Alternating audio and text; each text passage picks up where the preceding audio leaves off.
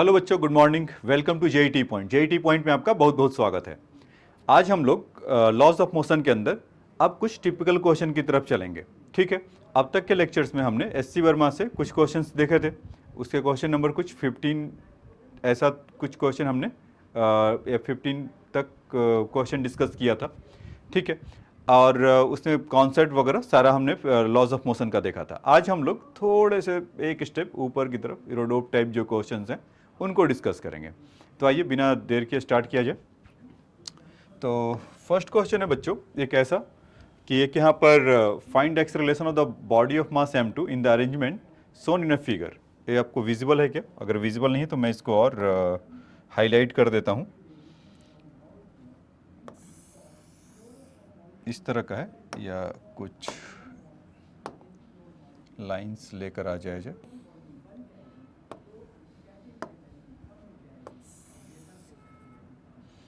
ये इस तरह का है वेज।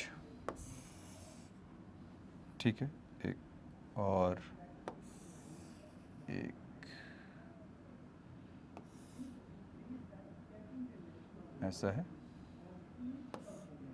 यहाँ पर इस तरह का है बच्चों। ठीक है, तो ये शायद अब हाईलाइट हुआ होगा। ये ब्लॉक है और यहाँ पर एंगल कुछ थीटा है, ये थीटा है ऐसा।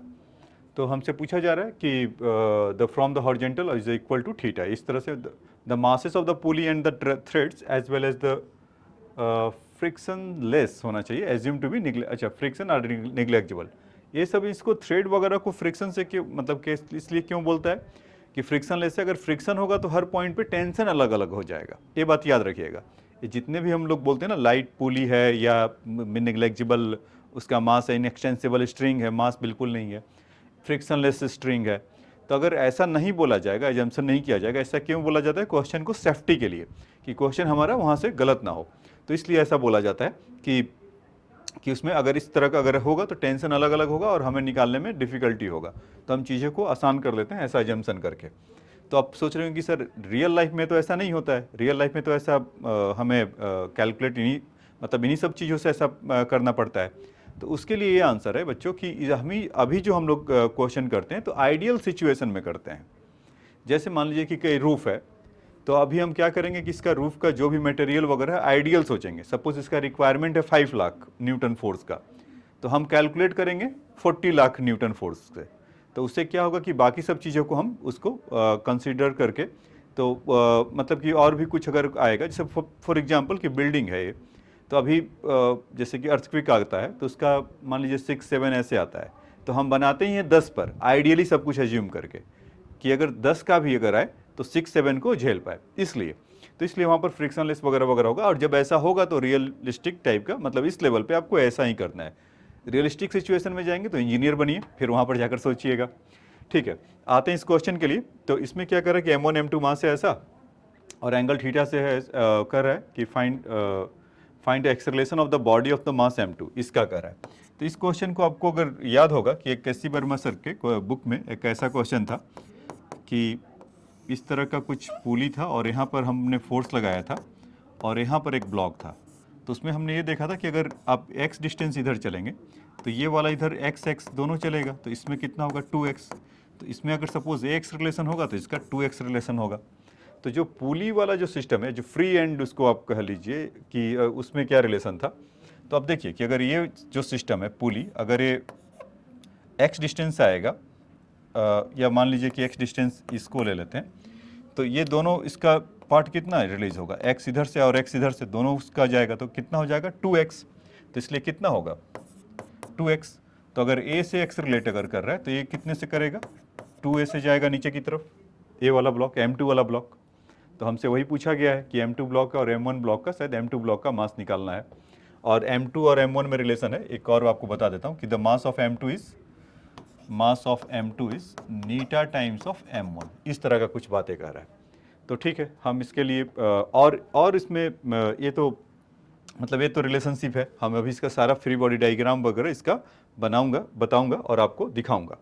तो इसमें देखिए कि यहाँ से लेकर यहाँ तक एक स्ट्रिंग है और यहाँ से लेकर यहाँ तक एक स्ट्रिंग है। तो इस वाले सिस्टम के लिए आपको याद होगा कि यहाँ से अगर मतलब इसमें अगर टी है तो इसमें यहाँ पर ए भी टी होगा और इन दोनों स्ट्रिंग में दूसरा कुछ होगा, तो वहाँ पर आप टी डैश ऐसा बोल सकते हैं। तो वो या टी डैश इसको ले ही लीजिए, ऐसा लिख लीजिए। तो हम यहाँ से बोल सकते हैं क्या, T equal to 2t dash, इस तरह का। तो ठीक है, और फ्री बॉडी डायग्राम में अब आ जाइए इसका, कि इसका मास अलग पेन से दिखा दूँ कि थोड़ा आपको समझने में आसानी रहेगा। m1g ऐसे होता था और इसके इधर ये वाला कंपोनेंट m1g साइन थीटा इस तरह का होता था। तो और इसमें क्या होगा, ये सिंपल सी है बात कि ये m2g होगा और वहाँ पर t डैश होगा। तो आइए अगर इक्वेशन अगर हम लिखें और आप उसको समझ पाएँ तो क्या क्या होगा। ये इस पे सारा फोर्स जितना लगना था लग गया। तो सपोज मान लीजिए कि m2g वाला नीचे आया, तो इसका क्या लिखेंगे हम, m2g minus T dash equal to m2 into 2a।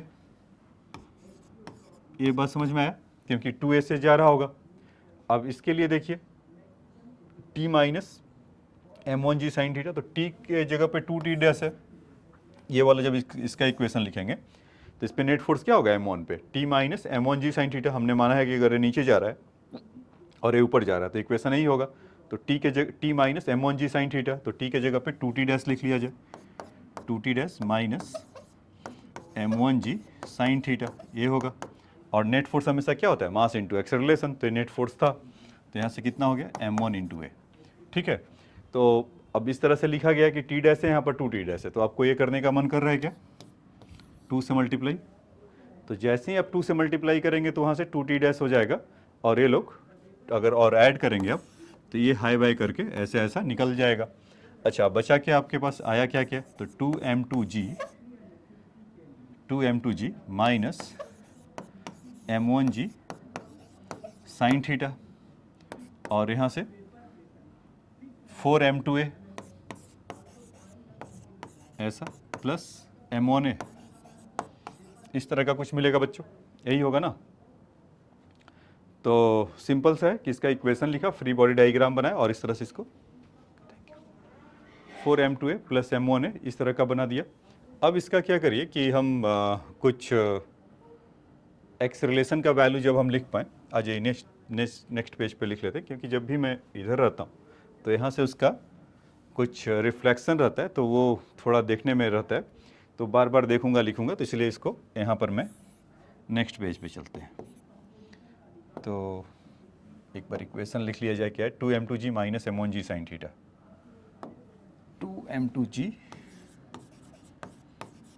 Minus m1g sine theta ये था, और क्या था बच्चों, 4m2a plus m1a,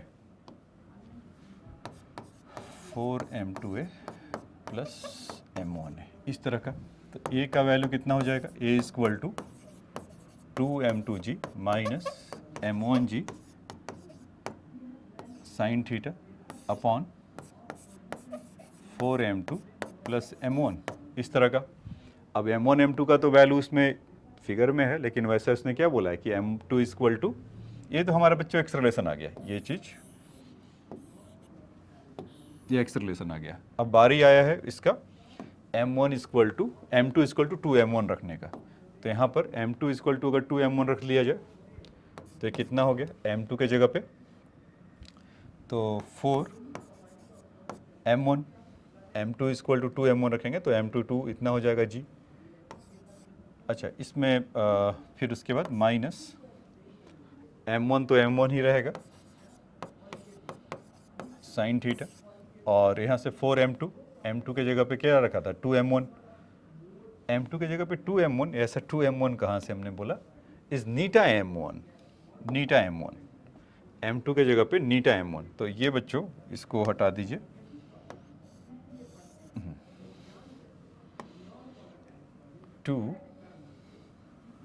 two times of Neeta m1 ऐसा, और m2 के जगह पे फिर से नीटा m1, तो 4 टाइम्स ऑफ नीटा m1 हो जाएगा प्लस m1 इस तरह का कुछ होगा क्या, और वहाँ पर एक g मिसिंग है उसको भी लिख रहा हूँ, इस तरह का g होगा। तो M1 तो हाई बाय करके जा रहे होंगे, तो M1 कॉमन ले लें, इसको इसको इसको, तो बचा क्या हमारे पास, तो बचेगा A इक्वल टू अब इस 2 नीटा G minus G sign theta upon 4 नीटा प्लस 1, और इसको स्टाइल में लिखना चाहते हैं तो 2 नीटा माइनस साइन थीटा अपॉन 4 नीटा प्लस 1 इंटू जी, इस तरह का। तो ये क्वेश्चन का है, इसमें बस क्वेश्चन तो आपका मान लीजिए यहाँ पर भी आ गया था कि ये आपका M1 जी साइन थीटा और इधर लग रहा था, और इसमें बस ये समझना था आपको कि M2 वाला इसका 2x रिलेशन है और ax रिलेशन अप है, तो इस वजह से इसमें जो x रिलेशन वगैरह आएगा कुछ ऐसा मिलेगा। मतलब इसमें आपको ये सोचना था कि 2a इस तरह का था और ये वाला इस तरह से था, डबल पुली जो कॉन्सेप्ट होता है उसके लिए था। फिर उसके बाद तो आपको इक्वेशन ये main M2g minus T equal to M2 और 2t डैश, क्योंकि यहाँ पर t इक्वल टू पुली का जब बनाएंगे टी डैश नीचे लग रहा था, t ऊपर, तो t equal to 2t dash. तो बेसिकली अगर देखा जाए इक्वेशन नंबर 1 ये पहला वेरी फर्स्ट, ये इसको आप सेकंड कह लीजिए, और ये वाला थर्ड। तो इसमें 3 इक्वेशन और 3 अननोन थे। अननोन क्या थे, a था, t था और t1 था। तो 3 इक्वेशन 3 अननोन, और उसके और मास और M1 M2 के लिए क्वेश्चन में बोला था M2 इक्वल टू नीटा टाइम्स ऑफ M1। तो हमारा काम आसान हो गया और हमने इस तरह से इसको ऐसे बता दिया। ठीक है, तो ये बात समझ में आया होगा बच्चों। तो ठीक है, इसको राइट डाउन कर लीजिए। हमेशा की तरह आपको 30 सेकंड का मौका देता हूँ, और अब मैं हट जाता हूँ इधर, लिख लीजिए। इसको लिख लीजिए। लिख लीजिएगा मतलब आप जब लिखते, मैं जब बोलूँ तो आप जब हट जाता हूँ स्क्रीन से तो आप पॉज कर लीजिए और अपना राइट डाउन कर लीजिए, फिर देखिए, फिर आगे बढ़िए। ठीक है, ठीक है। अब उसके बाद नेक्स्ट क्वेश्चन में आते हैं। अच्छा, वाले क्वेश्चन, ठीक है। ये क्वेश्चन देखिए, ये भी क्वेश्चन वैसा ही है, इसमें लेकिन कुछ बातें कर दिया है रिलेटिव मोशन के लिए, तो उसको हम समझेंगे। क्या कह रहा है कि द अरेंजमेंट, इसमें अरेंजमेंट के लिए पहले आपको वो विजुलाइज करवा दूं कि अरेंजमेंट है क्या। ये ऐसा अरेंजमेंट है,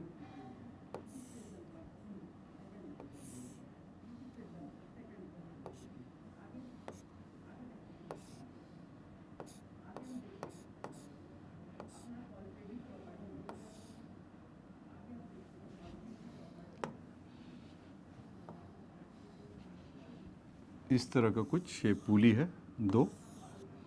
तो इसमें क्या है कि इसका एक छोटा सा है मास m और इसका मास m है। तो कह रहे क्वेश्चन में आपके लिए पढ़ देता हूँ, अगर ये विजिबल है क्या, अगर विजिबल है तो आप भी पढ़ सकते हैं कि in arrangement shown in a figure, this figure the mass of the ball is, mass of the ball, इसका mass of the ball m कर लेते हैं, is the eta times the as great as that of the rod of the length l। तो इसका मास कह लीजिए capital M, और इसका तो mass of the ball is क्या बोला, the mass of the ball is eta times the great as that of the rod. ओ, तो ठीक है, इसमें वो देखने में छोटा है लेकिन नीटा टाइम्स ऑफ द रॉड का है, तो हमने ऐसा एज्यूम कर लिया, उससे कोई फर्क नहीं पड़ता है। अल्टीमेटली आंसर हमें किस में देना है, एम और कैपिटल एम में तो देना नहीं है, नीटा में देना है, तो रिलेशन बन गया। तो कह रहा है कि इस रॉड का लेंथ एल है बच्चों, ये रॉड जो आपको दिखाई दे रहा है यहाँ से यहाँ तक का, इसका रॉड का लेंथ एल है।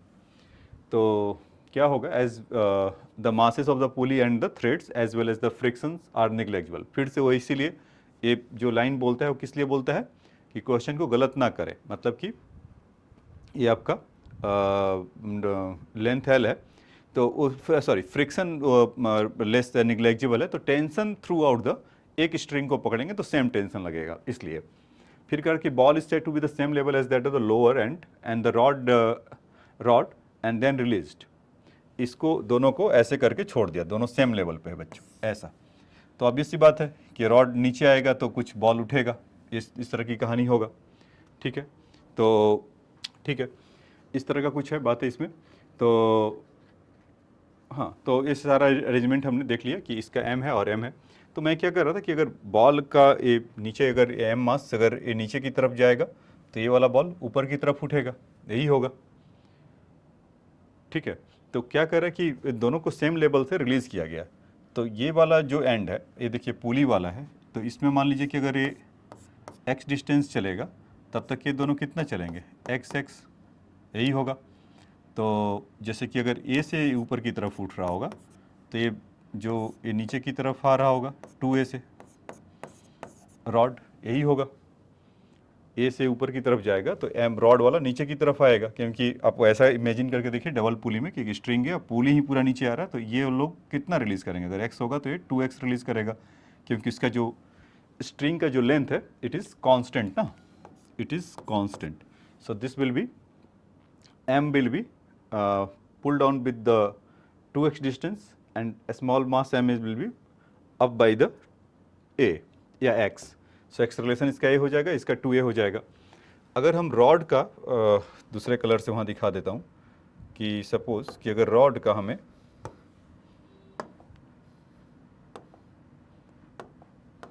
अगर हम mg से इसको नीचे की तरफ भेजें और यहाँ से कुछ इसमें टेंशन T लग रहा होगा, तो देखो इसको थोड़ा सा पहले ही बना देते हैं।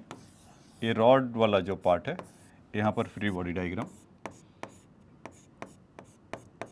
mg से नीचे आ रहा होगा और ये T से ऐसे हो रहा होगा बच्चों, और यहाँ पर क्या है कि T यहाँ पर भी है और यहाँ पर T डैश है।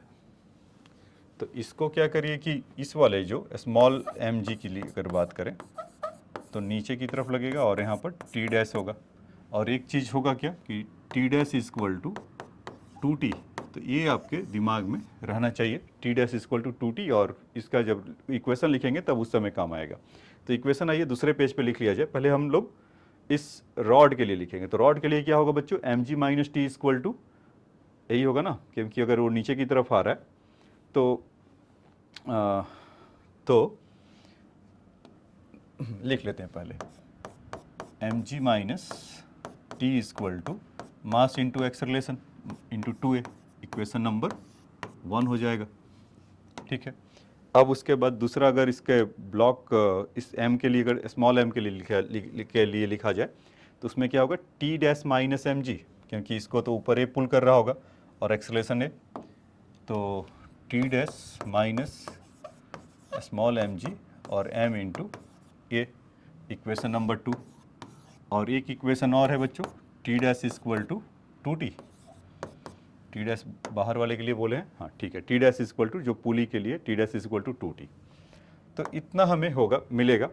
तो इतना करने के बाद इक्वेशन कितने हैं, 3, और अननोन कितने हैं, 3। तो इससे आसान काम कुछ नहीं होगा। तो आप, मेरा एडवाइस ये है कि आप लोग भी इसको पॉज करके जा सकते हैं देखने, मतलब अपना कैलकुलेशन कर सकते हैं। तो टी डैश इक्वल टू जैसे ही when a moment you will put that 2t, so here is the t, so इसको पूरे को मल्टीप्लाई किससे कर लिया जाए, 2 से, तो कितना हो जाएगा वो, देखिए 4mg minus 2t equal to 4ma, इस तरह का। और यहाँ से अगर करेंगे टी डैश के जगह पे 2t इसको अगर रख लिया जाए, T dash equal to 2t, इस वाले दूसरे वाले इक्वेशन में थर्ड से यहाँ से पुट करें, उसको सेकंड का इसे 2 से मल्टीप्लाई कर दिए, तो उसको लिख ही दिया हूँ मैं। तो 2t minus M G equal to M A, तो इसको कैंसिल कर दे यहाँ से 2t 2t, तो यहाँ से a का वैल्यू क्या आएगा बच्चों, a equal to 4mg minus mg upon A this thing m 4m plus m small m, इस तरह का कुछ होगा क्या। अच्छा, अभी वो क्या था कि स्मॉल m इक्वल टू क्या था, eta times of capital mass m। तो जहाँ जहाँ आपको स्मॉल m दिखाई दे रहा है वहाँ पर क्या क्या रख दिया जाए, eta times of the capital M। तो ये कितना हो जाएगा, 4mg minus eta times of capital mg, और 4m तो m ही रहेगा और स्मॉल m के जगह पे नीटा टाइम्स ऑफ कैपिटल M। इस तरह का कुछ होगा क्या। तो अगर इस तरह का कुछ होगा तो ये आपके जो दिस कैंसिल हो जाएंगे। तो मिला क्या आपको, यहाँ से 4 अगर या g कॉमन लेंगे तो 4 माइनस नीटा, यहाँ से फाइनली a का value 4 minus eta times g upon 4 plus नीटा,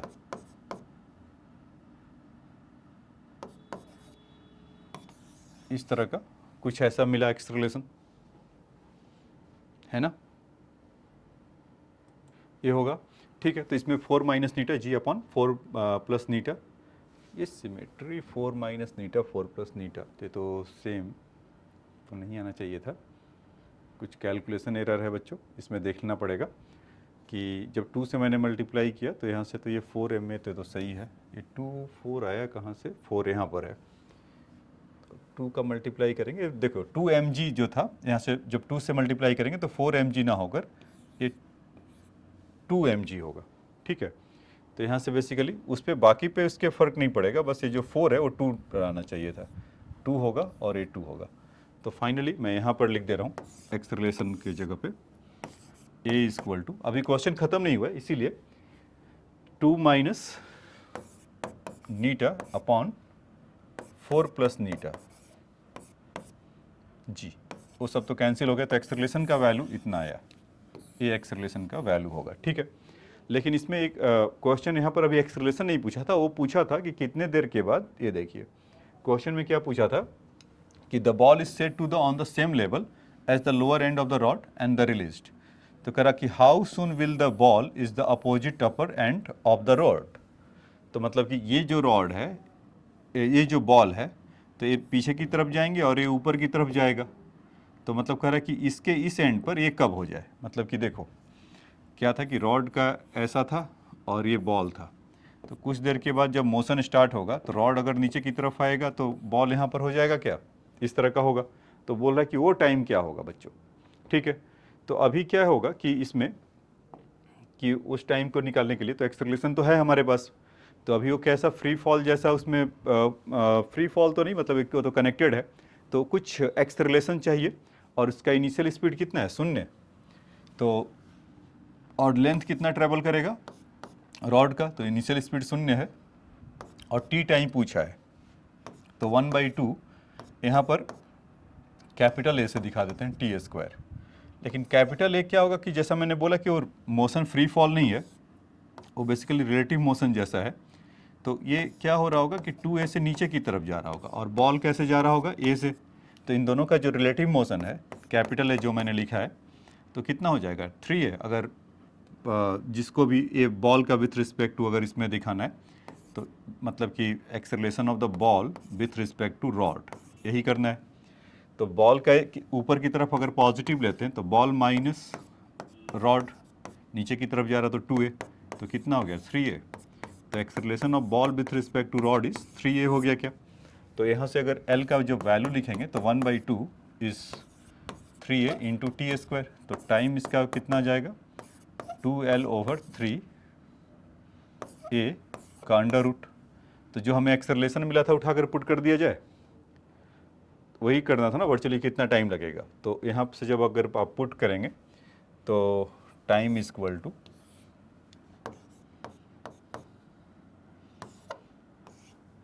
2L/3, और एक्सेलरेशन कितना था बच्चों 2 माइनस नीटा अपॉन 4 प्लस नीटा इंटू जी, यही था ना, इस बार सही लिखा गया, हाँ ठीक है, 4 प्लस नीटा, तो इसके अंदर अब इसको आप सॉल्व कर लेंगे, कुछ और बात बन जाएगा यहाँ से, तो 4 प्लस नीटा इज इक्वल टू वहाँ से हो जाएगा 8 प्लस नीटा टाइम्स ऑफ, अच्छा 2 times of Neeta times of L, और 3 2 6 माइनस 3 नीटा इंटू जी, तो कैलकुलेशन के ऊपर है, तो देखना होगा कि वो तो ऑब्जेक्टिव में या जो क्वेश्चन का फॉर्मेट का आंसर किस फॉर्मेट में पूछा जा रहा है। बहरहाल जो क्वेश्चन का जो कॉन्सेप्ट था इन तीनों के आसपास घूमेगा कि ये equation number 1, equation number 2, equation number 3, ये आपको सोचना था, और उसके पहले का कि जो रिलेटिव मोशन इसके अंदर हो रहा है, तो जो तीसरा पॉइंट इसका ये वाला कि जो रिलेटिव मोशन का था कि कितने देर में उसको एक दूसरे को पास कर जाएंगे, तो acceleration 1/2 equal to 8a square, तो एक्सेलरेशन का जो वैल्यू था ये चीज़ 3a स्क्वायर, ये आपको सोचना था एक्स्ट्रा, और बाकी का एक्सेलरेशन वहाँ से 3 इक्वेशन लाकर हम एक्सेलरेशन लेकर आ गए, और इसका मोशन का इक्वेशन लाकर इसको लेकर आ गए। ठीक है, तो ये तो इसकी कहानी थी। अब आइए एक क्वेश्चन और देखते हैं, ये भी बड़ा अच्छा क्वेश्चन है, आपको मज़ा आएगा कर लिखने में। ये पहले देख लूँ ये विजिबल है क्या? हाँ विजिबल तो है, पढ़ सकते हैं आप लोग। मैं आपको ऐसे कॉम्प्रहेंड कर दे रहा हूँ या बोल दे रहा हूँ कि toy truck of mass m is moving toward the left with the acceleration a। ये वाला इसका एक्सेलरेशन a1 है, as shown in a figure. It is the connected to the mass m1। यहाँ पर ये मास m1 है with the massless and the frictionless string going over the movable massless pulley to which another mass m2 is connected. Find the force acting on the truck toward the right when the acceleration of the mass and the acceleration of the mass is m1 and m2। तो हमें क्या करना है कि ये तो कितना इससे फोर्स लगेगा कि a1 से एक्सेलरेट करे और m1 m2 का एक्सेलरेशन बताना है बच्चों। तो इसको करने के लिए कॉन्सेप्ट देखो, इसमें डबल पुली है, ठीक है। तो इसमें क्या होगा कि अच्छा मान लीजिए कि अगर m2 वाला अगर ऊपर की तरफ जाए, कुछ x डिस्टेंस ले लेते हैं, इसका 2 है तो 2 ही ले लेते हैं, इसको x2 बोल देते हैं। तो अगर 2 डिस्टेंस से जाए तो इन दोनों को कितना रिलीज करना पड़ेगा? 2x2, यही होगा। तो 2x2 में अब इंस्टेंस दोनों का मास अलग, m अलग है, और a1 जब यहाँ पर दे रखा है, जब इसका एक्सेलरेशन a1 है तो इसका मतलब मस्ट भी m1 का भी एक्सेलरेशन a1 होना चाहिए था, कंस्ट्रेंट मोशन अगर है तो। लेकिन क्वेश्चन में क्या पूछा है, स्ट्राइकिंग पॉइंट इसका ही है कि m1 का भी बताओ, is what is the acceleration of the m1।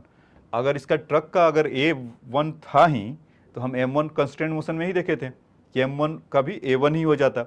लेकिन अगर इसका पूछा है तो इसका मतलब कि उस सेम एक्सेलरेशन से नहीं जा रहा है, ठीक है। ये बात समझ में आया क्या? इस क्वेश्चन का निचोड़ इसी में है कि अगर a1 से वो जा रहा है तो अगर m1 अगर, तो फिर पता नहीं क्यों a1 से ही वो उधर नहीं जाएगा।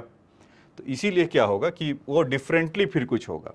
तो इसको मान लीजिए कुछ है x1 होगा m1 के लिए, और इसको कुछ कह लीजिए x3 से होगा, मतलब ये x3 से इधर आया होगा और x1 से इधर आया होगा, तभी तो जो x2 से ऊपर आया होगा, जो रिलीज 2x2 है, वो इस तरह से होगा। तो मतलब हम यहाँ से ऐसा कह सकते हैं क्या कि 2x2 equal to x1 plus x3।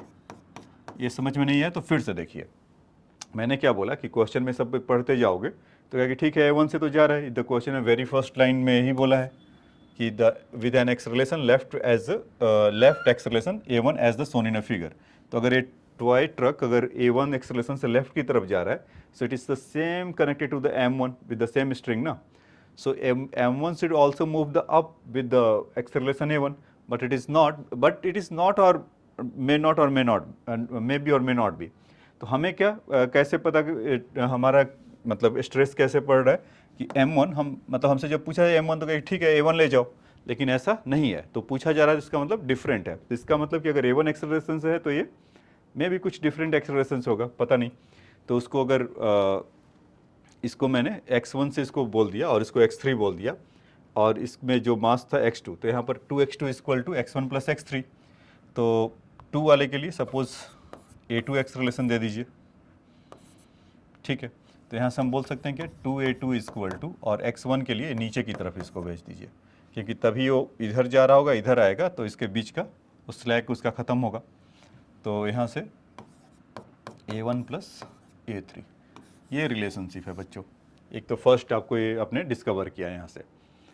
अच्छा अब देखते हैं कि यहाँ से यहाँ तक का स्ट्रिंग ऐसे ये सेम अगर है, सेम स्ट्रिंग मतलब सेम टेंशन लगेगा। तो इस वाले के लिए अगर लिखें इक्वेशन, क्योंकि कैपिटल मास m का तो कोई लेना देना है नहीं, ग्रेविटी का भी, क्योंकि वर्टिकल को हॉरिजॉन्टल से कोई मतलब नहीं होता है, वर्टिकल फोर्सेस को।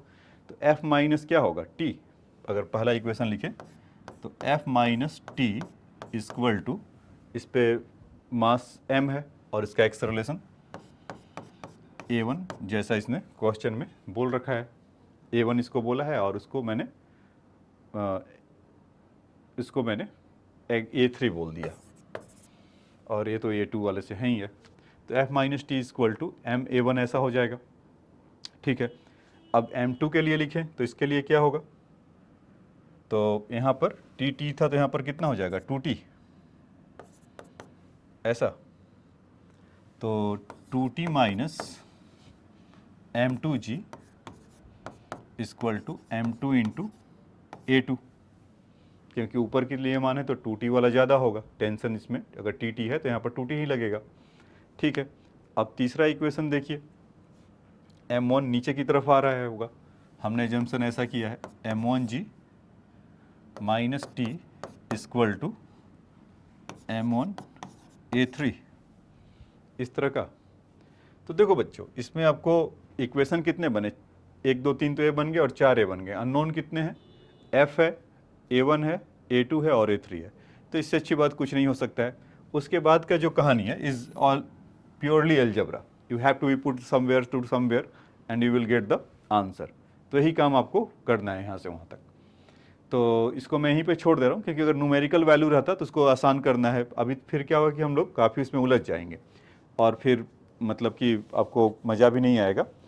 मतलब देखो, अगर इसको ऐड करेंगे तो ये तो क्या होगा, T T T to T तो कैंसिल हो गया, तो एफ़ का वैल्यू कितना हो गया यहाँ से, एफ़ माइनस ये सब अपने परिवार उधर चले जाएंगे, m2g और m1g का ये सब जितना है। तो सबसे पहले m2g माइनस m1g, तो ये दोनों सीधा सीधा उस साइड में जाएगा और प्लस वहाँ से m(a1) plus m2a2 plus m1a3, इस तरह का कुछ मिलेगा f के लिए।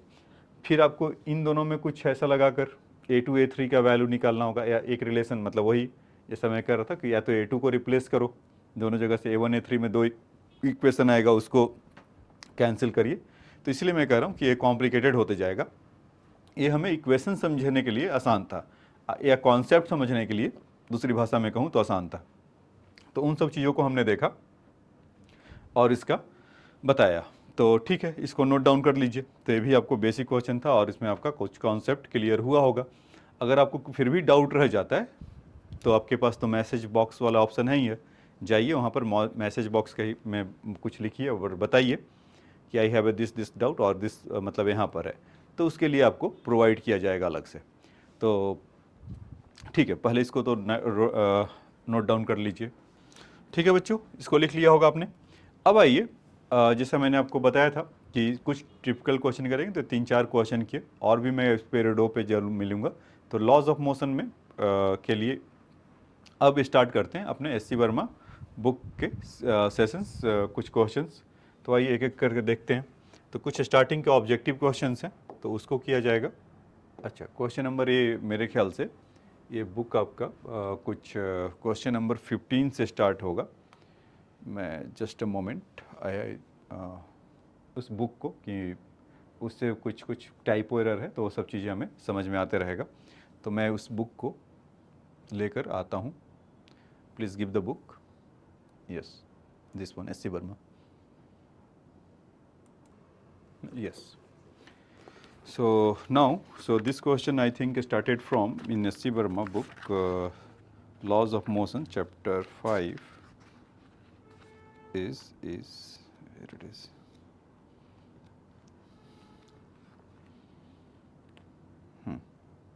This is from the question number 15. हाँ, वो लिफ्ट वाला प्रॉब्लम था।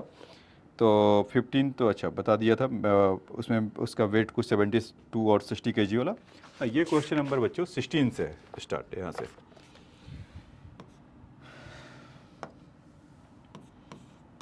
16 से। और इन्होंने इनका एलिवेटर यहाँ पर बनाया नहीं है, वो पिछले वाले में पिछले क्वेश्चन के लिए बना दिया था। तो आइए मैं आपको बना देता हूँ। यहाँ से एक वेइंग मशीन है, कुछ यहाँ पर रीडिंग है ऐसा ऐसा ऐसा, और इसमें है 1.5 kg का एक ब्लॉक और दूसरा ब्लॉक है कुछ 3 kg का, इस तरह का है, और ये G/10 से ऊपर की तरफ जा रहा है। ठीक है, ये हमारा क्वेश्चन है इसके अंदर। तो पूछ रहा है the elevator is the giving going up with the acceleration G/10, the pulley and the string is the light and the pulley is smooth, find the reading in the spring balance. इसमें क्या reading आएगा? तो देखो, जैसा मैंने आपको बताया था इस क्वेश्चन को करने का, कि अगर मतलब उसी में जहाँ पर वो जा रहा उसी में जाकर हम भी फिट हो जाएं, और इस तरह से ऐसा कोई एब्जॉर्वर इसी में है, तो G/10 से जा रहा है, तो इस पर आपको बताया था कि इस पर क्या फोर्स लगेगा, जितना भी मास अगर होगा, आपको पिछले उसके वीडियोज़ में लेक्चर में आपको बताया होगा कि जितना भी इसका मास होगा उतने टाइम्स उसका एक्सेलरेशन इधर एग्जर्ट करता है, स्यूडो फोर्स टाइप का। तो 1.5 जी तो लग ही रहा है, साथ ही साथ 1.5 G/10 भी लगेगा इसमें ग्रेविटी में। मतलब कि आप वो सब एरोप्लेन वगैरह का एग्जाम्पल देकर बताया था, लिफ्ट का जो एग्जाम्पल देकर आपको उसके अंदर बताया था, तो इसमें यही सब चीज़ें आपको बताया था। मतलब देखो कि 1.5 kg का अगर हमें फ्री बॉडी डायग्राम बनाना हो इस तरह का, इस विजिबल 1.5 kg का, यहाँ से देख लीजिए। एक तो ये ऑटो करेक्ट नहीं है तो इसमें थोड़ा सा दिक्कत होता है। तो 1.5 G है, और साथ ही साथ क्या होगा बच्चों कि एक और आएगा 1.5 G/10 का। ये चीज़ आपको यहाँ पर बस समझना है। मतलब अब तक जो पुली ऊपर नीचे तो जितना जाएगा जाएगा ही, लेकिन G/10 से जा रहा तो उसके चलते क्या रीडिंग होगा। मान लीजिए कि अगर इसको हटा दूँ और इसमें पूछा जाए आपसे कि बताओ कि इसमें टेंशन क्या होगा, तो बहुत एडवुड मशीन जैसा होगा ना। ये तो आपने सीखा था कि m2 - m1 upon m2 + m1 whatever their difference of masses upon sum of the masses multiply with the g, वो टेंशन होगा। और अभी के लिए मतलब कि इसमें जो टेंशन इसमें टी ऐसे क्रिएट हो रहा होगा, या जो पुली है आपका इस तरह का, तो टी इसमें होगा ऐसा, और उधर टी डैश होगा, तो जो टी डैश का वैल्यू होगा वही रीडिंग होगा 2t। तो ये है। तो अभी जब हम एक G/10 से जब करेंगे तो हम करेंगे वैसे का वैसे ही जैसा पहले करते थे, कि मतलब कि इसका हैवियर वाला तो 3G - T = 3 × A, जो हम वहाँ पर लिखते थे, या T - 1.G = 1.5 है। मतलब कि उसके लिए कि जब ये मूव नहीं कर रहा होगा, कौन, ये एलिवेटेड G/10 से, तो उस केस में अभी अब जब G/10 से कर रहा है तो एक्स्ट्रा जो mg वाला लगता था एक्स्ट्रा ए भी लगने लगेगा। तो मतलब क्या हुआ कि यहाँ से 1.5 ये G 1.5 कॉमन लेंगे तो G + G/10 करेंगे तो 11 G/10।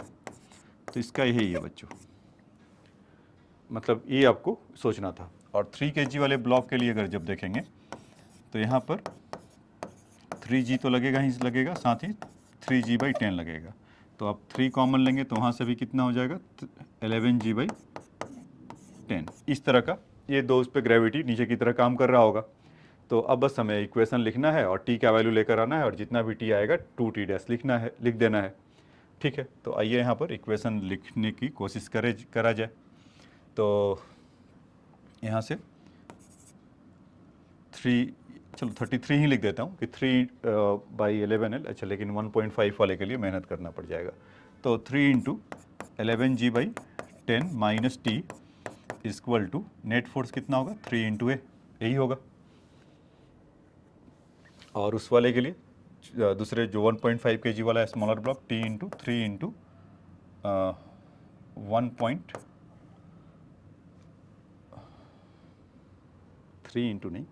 1 पॉइंट ना, क्योंकि इसका जब लिखेंगे तो इसका मास कितना है होगा, यही था 1.5 × 11 G/10। तो 1.5 × 11 G/10 × 1.5 है, ऐसा। ये दो इक्वेशन, बस इसी को आपको सॉल्व करना है और टी का वैल्यू लेकर आना है। तो ये आपका टी से टी कैंसिल हो जाएगा। अब देखिए वहाँ से 11 G/10 11 G/10 और 3 मतलब दिस माइनस दिस, तो 3 - 1.5 कितना होगा 1.5 होगा। तो इसको हम कुछ चलिए नेक्स्ट पेज पे लिख लेते हैं। इन दोनों का माइनस हो रहा है, अगर यहाँ पर विजिबल है क्या, अगर कटता नहीं है, ठीक है। तो इसको मैं यहाँ पर है थोड़ा बहुत विजिबल है, तो 1.5 × 11 G/10, मतलब ये 3 यूनिट था is something, 1.5 unit something, minus और 3 - ½ होगा, 3 - 1.5 होगा तो 1.5 ही होगा। और इसको यहाँ से करेंगे तो 4.5 है, ऐसा मिला ये चीज़।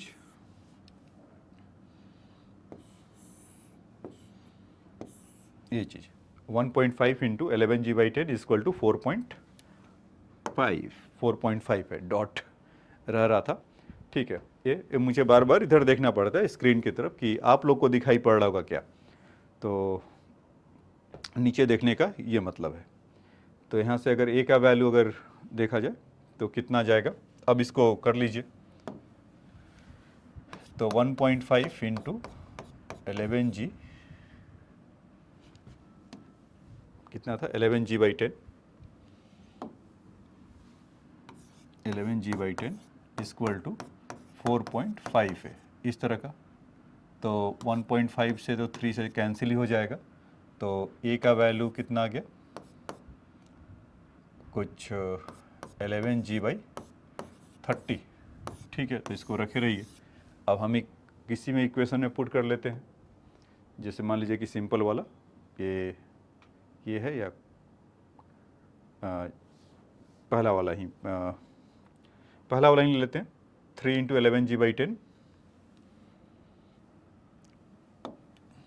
3 × 11g/10 minus T equal to 3a। देखिए 3 × 11g/t into equal to 3a, तो यहाँ पर पुट कर दिया। अब इसका 11g का वैल्यू पुट करना है, तो 3 × 11g/10 minus 3 times of 11g/30 equal to T. तो यहाँ से t से t ये कैंसिल हुआ 10, तो 11g/10 माइनस 3 11g/10, तो 3 माइनस में मतलब पूरा ये 3 यूनिट है, 1 यूनिट है, तो 3 - 1 करेंगे तो कितना हो जाएगा 2। तो टेंशन का वैल्यू कितना हो गया 2 × 11g/10। इसलिए मैं इसको नहीं छेड़छाड़ किया, जी को आप सोच रहे कि क्यों नहीं हटा दे रहे हो, तो इसलिए नहीं किया कि आंसर उसी फॉर्मेट में आ जाएगा। तो ये तो टी है, हमें एक्चुअल में निकालना क्या था, बैलेंस में रीडिंग। इस देखिए इधर इस T dash equal to 2t, balance में रीडिंग कितना होगा, तो टी डैश इक्वल टू, क्योंकि बैलेंस में यहाँ पर टी हुआ, पुली का लिए बनाया था, हाँ ये देखो बनाया था स्टार्टिंग में कि T dash equal to 2t, तो हमें रीडिंग तो वही मिलेगा ना जो उस पर उन दोनों का स्ट्रिंग को खींच रहा होगा, तो इसीलिए। तो यहाँ पर कितना हो जाएगा 2 × 11g/10 ऐसा, तो कितना हो गया 44/10 × g, तो 44 इसको 4.4g, मतलब 4.4g हो गया, मतलब टी डैश का वैल्यू। तो इसको जब हम kg में लिखते हैं, तो आपको बताया था पिछले क्लासेस में कि 4.4g का मल्टीप्लाई करते हैं तो न्यूटन होता है, और g हटा लेते हैं तो kg में होगा, तो जो उसमें रीडिंग होगा इक्वल टू 4.4 kg। तो एग्जैक्ट आंसर वैसा आपको मिलेगा, ठीक है, 4.4 kg। तो ये बात समझ में आया बच्चों, ठीक है। अगर आया तो अब आगे बढ़ते हैं, तो इसको आप राइट डाउन कर लीजिए। इसका आत्मा कहीं यहाँ पर था, ये स्यूडो फोर्स वाला, कि अगर जब ऊपर से g/10 से जाएगा तो इस पर नीचे की तरफ पुल करेगा। ये आगे के जो भी जो नेक्स्ट क्वेश्चन है उसमें भी आपको ये कॉन्सेप्ट रिफ्लेक्ट करेगा, तो इसको नोट डाउन कर लीजिए। ठीक है, अब आइए नेक्स्ट क्वेश्चन में चलते हैं। ये कह रहा है कि block of 2 kg suspended from the ceiling through the massless spring of spring constant k equal to 100 newton per metre, what is the elongation of the spring. तो बच्चों स्प्रिंग सिस्टम में जाने से पहले ये कॉन्सेप्ट आपको नहीं बताया हूँ, तो ईमानदारी से पहले आपको वो बता देता हूँ कॉन्सेप्ट क्या है। ये नहीं कि ऐसा होता है तो ऐसा हो गया। देखो ये क्या होता है कि स्प्रिंग है, अगर ऐसे हुक करने से पहले अगर इसमें अगर कोई आप ब्लॉक अगर ऐड करेंगे तो क्या होगा, तो इतने हाइट्स के तो रहेगा नहीं, वो थोड़ा सा ना थोड़ा इलोंगनेट हो जाएगा, थोड़ी देर के बाद ऐसा इलोंगनेट होगा, तो इसका मास एम ऐसा। तो मान लीजिए कि ए पार्ट एक्स पार्ट इलोंगनेट हुआ यहाँ से लेकर यहाँ तक, या अगर उसके आप लेवल की बात करें तो यहाँ से लेकर यहाँ तक ये पार्ट इलोंगनेट हुआ होगा। तो हर स्प्रिंग का अपना एक स्प्रिंग कांस्टेंट होता है। क्यों, क्या मतलब है, जैसे कि मान लीजिए आपके पेन में एक जो टिप टॉप वाला जो पेन होता है, बचपन में खेले होगे ना, इसको ऐसे पुट्टे से ऐसे दबाते हैं तो फिर वो उछल जाता है, इस तरह का। तो एक तो स्प्रिंग आपके पेन में होता है जो आप टिप टॉप करते रहते हो या टिक टॉक करते रहते हो, एक तो स्प्रिंग ये हो गया। दूसरा आप देखेंगे कि जैसे आजकल वो दंगल मूवी जो था उसमें छोटी सी बच्ची रहती है, क्लास में भी ऐसे ऐसे कुछ अपना करते रहती थी कि उसको जब उससे फाइट करना रहता था तो एक तो वो स्प्रिंग है, वहाँ भी एक स्प्रिंग ही है। फिर जो जिम में लोग कुछ इस तरह का करते हैं, आप देखे होंगे कि स्ट्रेच वगैरह जब करते हैं तो उस तरह से उसमें स्प्रिंग ही रहता है और उसको खींचते हैं, एक तो स्प्रिंग ये हुआ। फिर बाइक्स में आप देखेंगे गोल गोल गोल गोल गोल गोल गोल लगा रहता है, तो एक स्प्रिंग वो हो गया सॉकर। तो उस तरह का, तो जितने तरह का स्प्रिंग उतना उसका स्प्रिंग कांस्टेंट बेसिकली वो मेटेरियलिस्टिक नेचर का होता है, तो इसलिए स्प्रिंग कांस्टेंट, और उसका यूनिट होता है न्यूटन बाई मीटर, जो आपको बताया था उसमें डायमेंशन वाले में। तो बेसिकली ये जो स्प्रिंग है जब आप खींचेंगे तो उसका, और जब खींच के आप अब खींचेंगे और अब उसको छोड़िए तो कहाँ जाएगा, ठीक उसके अपोजिट डायरेक्शन में। तो यानी कि पहले से कोई फोर्स लगा रहा होगा, तो आपने अगर एम इसको दिया तो एम तो नीचे की तरफ होगा और उसका अपोजिट डायरेक्शन में माइनस के एक्स, इसीलिए इसको बोला जाता है रीस्टोरिंग फोर्स। और हुक्स लॉ में भी करेंगे तो जितना आप फोर्स लगाएंगे उतना वो खींचेगा। तो निगेटिव डायरेक्शन दिखा रहे हैं, मतलब एफ इक्वल टू माइनस के एक्स। मतलब इसके कहने का मतलब है कि एफ आप जितना भी फोर्स लगाओगे किसी भी स्प्रिंग में, सपोज एफ आपने लगाया और यहाँ से सपोज ये हुक्ड है, तो इस पर अपोजिट डायरेक्शन में के एक्स मैग्नीट्यूड का उसका फोर्स लगेगा, वॉट एवर द एलोंगनेशन जो होगा वो उसका स्प्रिंग कांस्टेंट टाइम्स एक्स होगा। तो बेसिकली हुक्स लॉ ये बोलता है कि जितना फोर्स लगाएंगे उतना एलोंगनेशन होगा। So F equal to minus of K X, ये इसका था स्प्रिंग कांस्टेंट की कहानी। अच्छा, अब उस कॉन्सेप्ट से आते हैं, तो यहाँ पर एक मास अगर हुक करेंगे एम जी, तो इसमें कुछ ना कुछ तो एलोंगनेशन होगा ना बच्चों। तो वहाँ से एम जी इक्वल टू के एक्स लेंगे। आप सोच रहे हैं कि माइनस कहाँ गया सर आपका, तो अभी हम क्या करें कि इसको बैलेंस करने के लिए लिख रहे हैं, डायरेक्शन तो बता नहीं रहे। तो एम जी नीचे है तो के एक्स ऊपर की तरफ होगा, जिधर आप फोर्स लगाएंगे। और ये खाली खींचने तक की ही सीमित नहीं है, अगर इसको अगर कंप्रेस भी आप करोगे, आप देखते थे ना वो जब पेन को आप दबाते थे और छोड़ते थे तो उछल कर जाता था, तो बेसिकली वो कंप्रेस हो रहा था, और कंप्रेस होने के बाद जब छोड़ेंगे तो एकदम से एलोंगनेट होगा। तो यानी कि उसमें भी जब आप कंप्रेस कर रहे होंगे तो कह रहा कि नहीं, उसको और फोर्स करके दूर हटा रहा होगा, तो उस चलते। तो एम जी इक्वल टू, इस हिसाब से देखा जाए तो एम जी इक्वल टू यहाँ से क्या आएगा, के एक्स। तो स्प्रिंग कांस्टेंट का वैल्यू से मैं कितना दे रखा है, 100। तो एक्स का वैल्यू हम यहाँ से निकाल सकते हैं, और मास कितना उसके अंदर पुट किया है, 1 kg का, सॉरी 2 kg का इसमें पुट किया है। वो फर्दर कर रहा है 1 kg करेंगे तो क्या होगा, तो 2 kg का है तो यानी कि g का वैल्यू 20 हो गया, तो x का वैल्यू यहाँ से कितना आ गया, 0.2 मीटर, और 0.2 मीटर बोले तो 20 सेंटीमीटर। तो ये तो बहुत आसान सा था। तो बात ये नहीं है, अब कह रहा है कि if the another 1 kg added to the block what would be the further elongation, further elongation कितना होगा। तो इसमें यहाँ पर स्प्रिंग ऐसा है और 2 kg का है ये, और यहाँ पर मैं 1 kg का एक और हुक कर लूँ तो ये एलोंगनेट होगा और इस तरह से।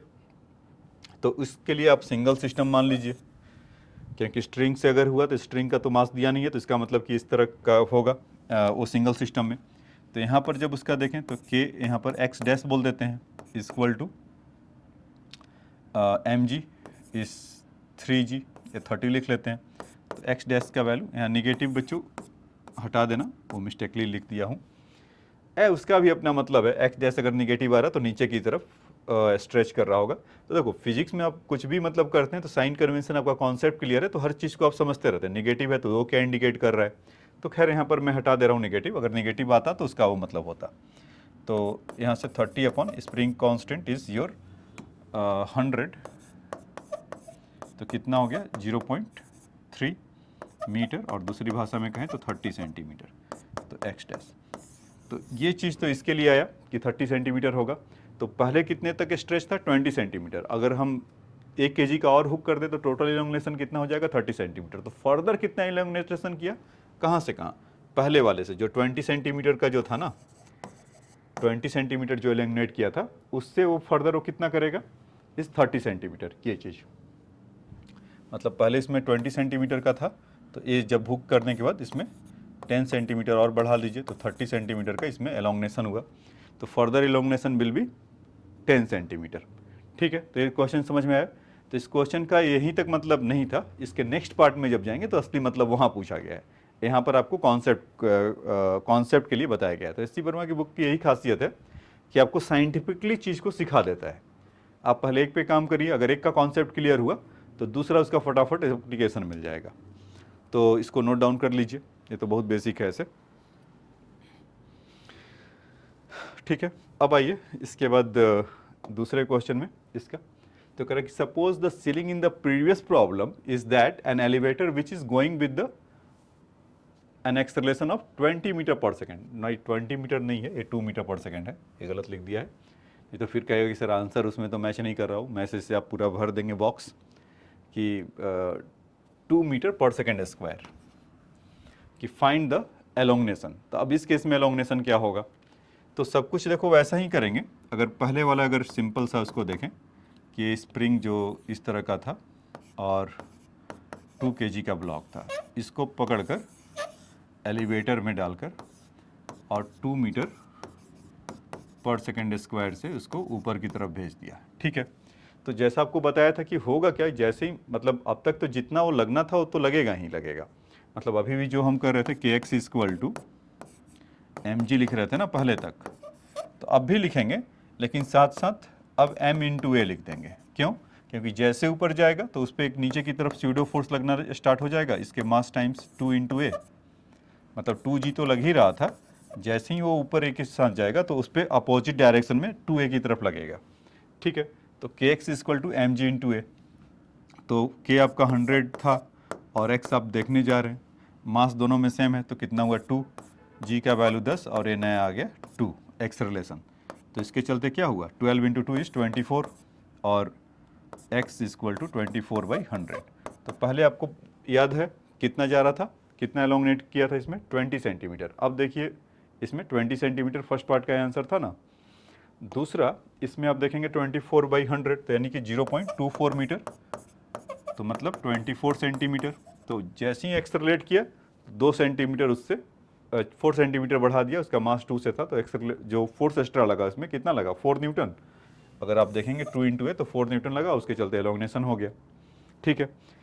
तो ये कहानी था इसका सीलिंग के लिए। इसका एक पार्ट और दूसरा पार्ट भी अगर हमें निकालना पड़े तो हम सेम क्या करेंगे कि वैसा ही फिर एक स्प्रिंग ऐसा डाल दें इस तरह का, और 2 kg तो था ही था, साथ ही साथ एक 1 kg और इसमें डाल देते हैं। और ये वाला लिफ्ट के अंदर है, ऐसा है कुछ बच्चों, यहाँ से कनेक्टेड है, इस तरह से है, और फिर हो जाएगा। तो फिर न्यू केस में अगर हम देखें तो k इंटू एक्स डैश कर लेते हैं इसके लिए, और वहाँ पर भी सेम होगा, मतलब 3 kg तो है, और अब तो समझ ही गए इसका मैकेनिज्म कि g प्लस ए लग जाएगा, कि अगर ऊपर की तरफ जाएगा तो नीचे स्यूडो फोर्स एक्स्ट्रा उस पर लगने लगेगा। 2 kg प्लस 1 kg 3g, और 3 इंटू ए जब करेंगे तो उतना आ गया। तो x डैश का वैल्यू कितना हो गया, g का वैल्यू कितना है 10 और a का वैल्यू है 2, तो 12 इंटू 3 36, 36/100।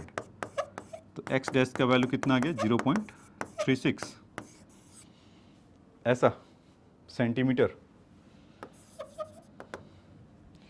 तो ये चीज़ आप यहाँ से समझ सकते हैं। तो अब फर्दर एलोंगनेशन कितना हुआ जो पूछा था, तो फर्दर एलोंगनेशन यहाँ पर आप देख रहे होंगे 12 centimetre, x dash minus x, तो 36 सेंटीमीटर माइनस 24 सेंटीमीटर इस 12 सेंटीमीटर। तो जैसे ही एक्सेलरेट हुआ तो आप उस पर फोर्स नीचे की तरफ ज़्यादा लगने लगा। ये कॉन्सेप्ट सिखाना चाह रहे थे आपसे, ठीक है।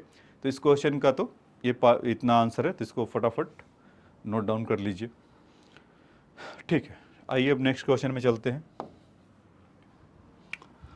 हाँ, ये देखिए ये क्वेश्चन अच्छा है कि force of buoyancy exerted by the atmosphere, ऐसे इसका नंबर है 16 था, 17, ये 18 नंबर है।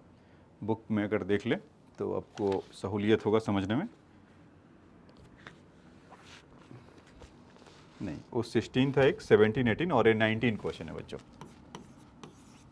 तो इसमें कह रहा है कि the force of the buoyancy exerted by the atmosphere balloon is B is upward directed,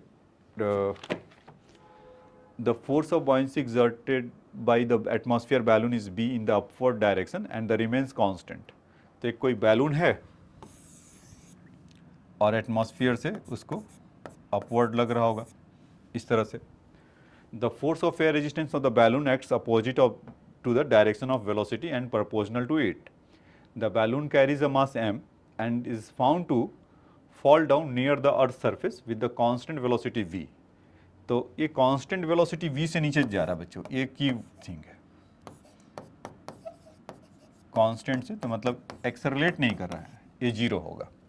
अब नीचे की तरफ जा रहा है तो उसमें क्या बोला है कि अपोजिट डायरेक्शन में क्या होगा, ये फोर्स लग रहा होगा F, एयर रेजिस्टेंस टाइप ऐसा कुछ है। तो बोला है ना the force of air resistance on the balloon acts opposite direction of the velocity, और खास बात क्या है कि इसके प्रोपोर्शनल है, जितना मास रहेगा उतना ही वो F रहेगा, मतलब मास अगर बढ़ेगा तो F भी उसी हिसाब से बढ़ जाएगा, मतलब कि वो F का वैल्यू फिक्स रहेगा। या हम कम करेंगे तो वो ज़्यादा हो जाएगा। तो अभी एफ डायरेक्शन में ऐसे हो रहा होगा, और इन सबों के बीच में हमारा ग्रेविटी तो हमेशा नीचे की तरफ लग ही रहा होगा, mg जो उसका मास है। तो कह रहा कि the balloon is carries the mass m, oh capital m है तो इनको थोड़ा रिस्पेक्ट दिया जाए। अब कैपिटल है, मैं इसमें कैपिटल m कर देता हूँ, इस तरह का है बच्चों, mg not magnesium, mass into gravity. ठीक है, so the how much masses should be remove from the balloon so that it may rise with the constant velocity m। तो ये तो केस 1 है बच्चों, केस 1 में ऐसा कहानी हो रहा है। अब कह रहा है कि इसमें से कितना दिख रहा है कि हम गिर जाएंगे, तो क्या कुछ मास निकाल कर हटा दो कि वापस v वेलोसिटी से ऊपर की तरफ उड़ने लगे। तो यहाँ पर केस 2 बना लूँ क्या, यहाँ पर मास m अगर इसमें से रिमूव करने की बात कर रहे हैं, how much mass should be remove, तो सपोज m मास से रिमूव कर दीजिए। तो ये तो कांस्टेंट लगा है, क्वेश्चन में बोल ही रहा है कि b तो तभी लग रहा होगा।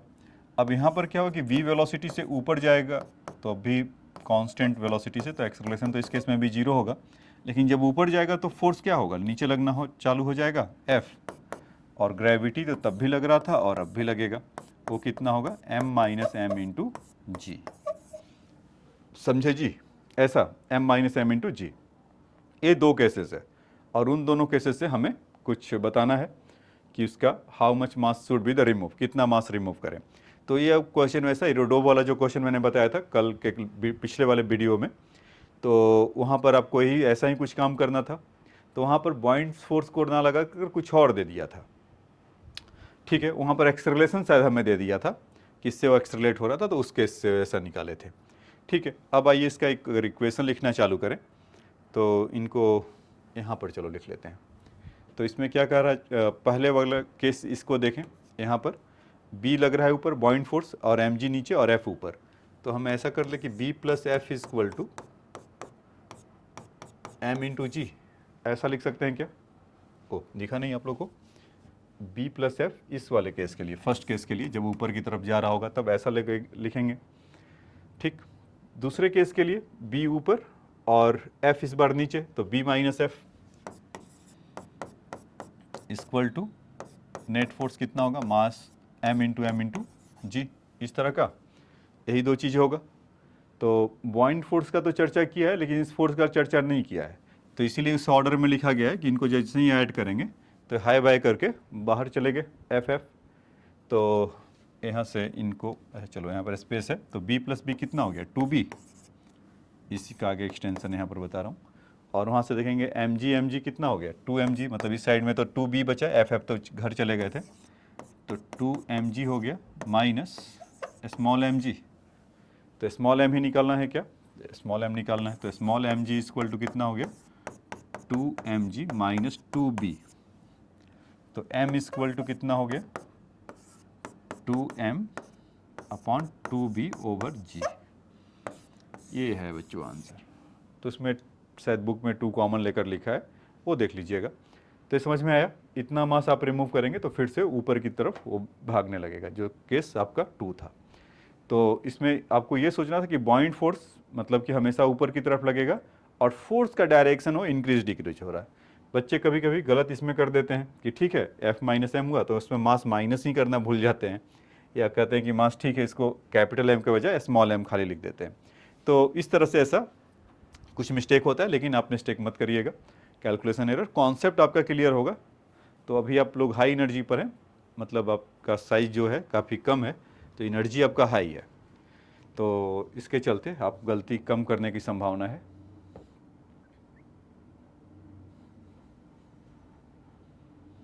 ठीक है, ये नोट डाउन कर लिया। अब आइए नेक्स्ट क्वेश्चन पे, क्वेश्चन नंबर 20 में चलते हैं। हाँ, ये क्वेश्चन भी अच्छा है बच्चों, कह रहा है कि an empty plastic box of mass m is the found to accelerate up at the rate of g/6 when placed deep inside the water. तो वाटर के अंदर रखा है, तो वाटर के अंदर तो आपने बचपन में सीख लिया था ना कि बॉइंट फोर्स लगता है, तो बॉइंट फोर्स यहाँ भी पीछा नहीं छोड़ रहा है, और एटमॉस्फेयर भी हमारा एक तरह का क्या है, फ्लूइड होता है, और वाटर तो फ्लूइड होता ही होता है। तो हो क्या रहा है कि इस तरह का, आ जाइए कुछ इनको पानी पानी पानी पानी दे दिया जाए, वाटर।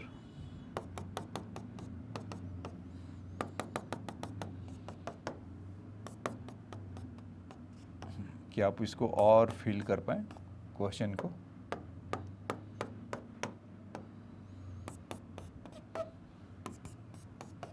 ठीक है, ऐसा है। और यहाँ पर ये आपका ब्लॉक है, एम्प्टी ब्लॉक है। तो अभी क्या कर रहा है कि empty plastic box, mass m is the found accelerate up at the rate of g/6, और इसका मास m है।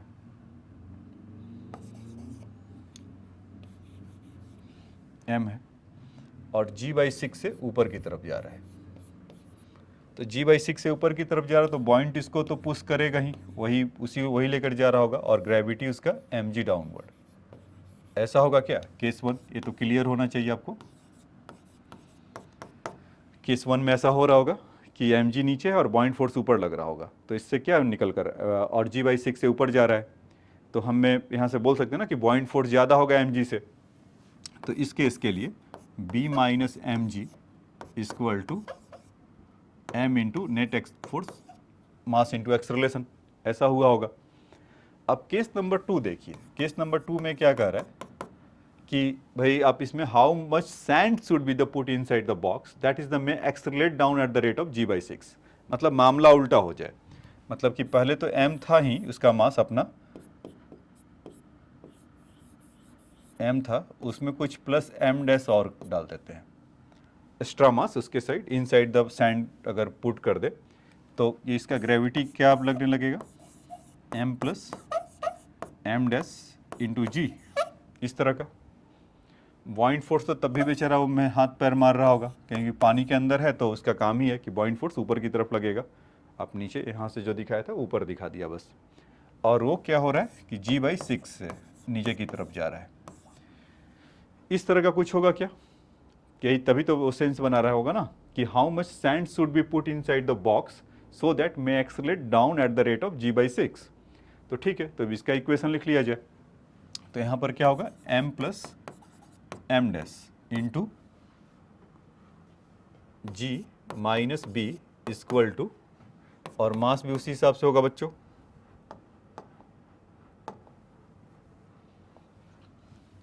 m plus m dash into g/6 net force. देखो तो mg माइनस बी, और नीचे की तरफ आ रहा होगा तो total mass m plus m dash into g/6 यही होगा। ठीक है, तो आपके पास कितना, आपको क्या निकालना है, m डैश का वैल्यू, और बॉइंट फोर्स का इसमें नाम नहीं लिया है, तो ठीक है इस बार बॉइंट फोर्स चले जाएंगे घर अपने। तो इसको जैसे ही ऐड करेंगे तो b and b will cancel out, mg से कैंसिल हो रहा होगा, तो खाली यहाँ पर क्या बचेगा, m डैश g, इस तरह से mg/6 तो 2mg/6, तो कितना हो गया, चलिए 2mg/6 ही लिख देते हैं क्योंकि आगे उसको कट करने में आसान होगा। और यहाँ से m डैश g/6 ऐसा। तो जब m/g6 इधर आएंगे और m1/g यहाँ पर है, तो 1 माइनस 1/6 कितना हो जाएगा, 5/6। बोलो बच्चों, 2mg/6 इस तरह का होगा। ये वाला m डैश g है और वहाँ पर m डैश g/6 है, तो 1 माइनस 1/6 करेंगे तो 5/6 हो जाएगा। 6 से 6 अपने घर चले गए और g से g अपने घर चले गए, तो m डैश का वैल्यू कितना आ जाएगा, 2m/5। तो यहाँ पर बोल दे क्या, m dash equal to 2m/5, या ऐसे, ये इसका आंसर है। आप आंसर भी देखेंगे तो आपको यही मिलेगा। ठीक है, तो इसको नोट डाउन कर लीजिए। न्यूटन्स लॉ जब उसके अंदर गया तब कैसा हुआ एक्सेलरेशन के लिए, तो थोड़ा सा आपको फोर्स वगैरह का दे दिया कि जब आप फ्लूइड में मिलेंगे तो ऐसे क्वेश्चन के आपको कॉन्सेप्ट याद रहेगा और उसको फटाफट आप कर सकते हैं। ठीक है, लिख लीजिए। ठीक है, अब आइए नेक्स्ट क्वेश्चन में चलते हैं। हाँ, ये देखिए बच्चों कि फोर्स F इक्वल टू, वहाँ पर U क्रॉस A है। अगर a particle is that in addition to 21 the force gravity, U is the velocity to the particle and A is the constant vector in the horizontal direction. What is the minimum speed of the particle?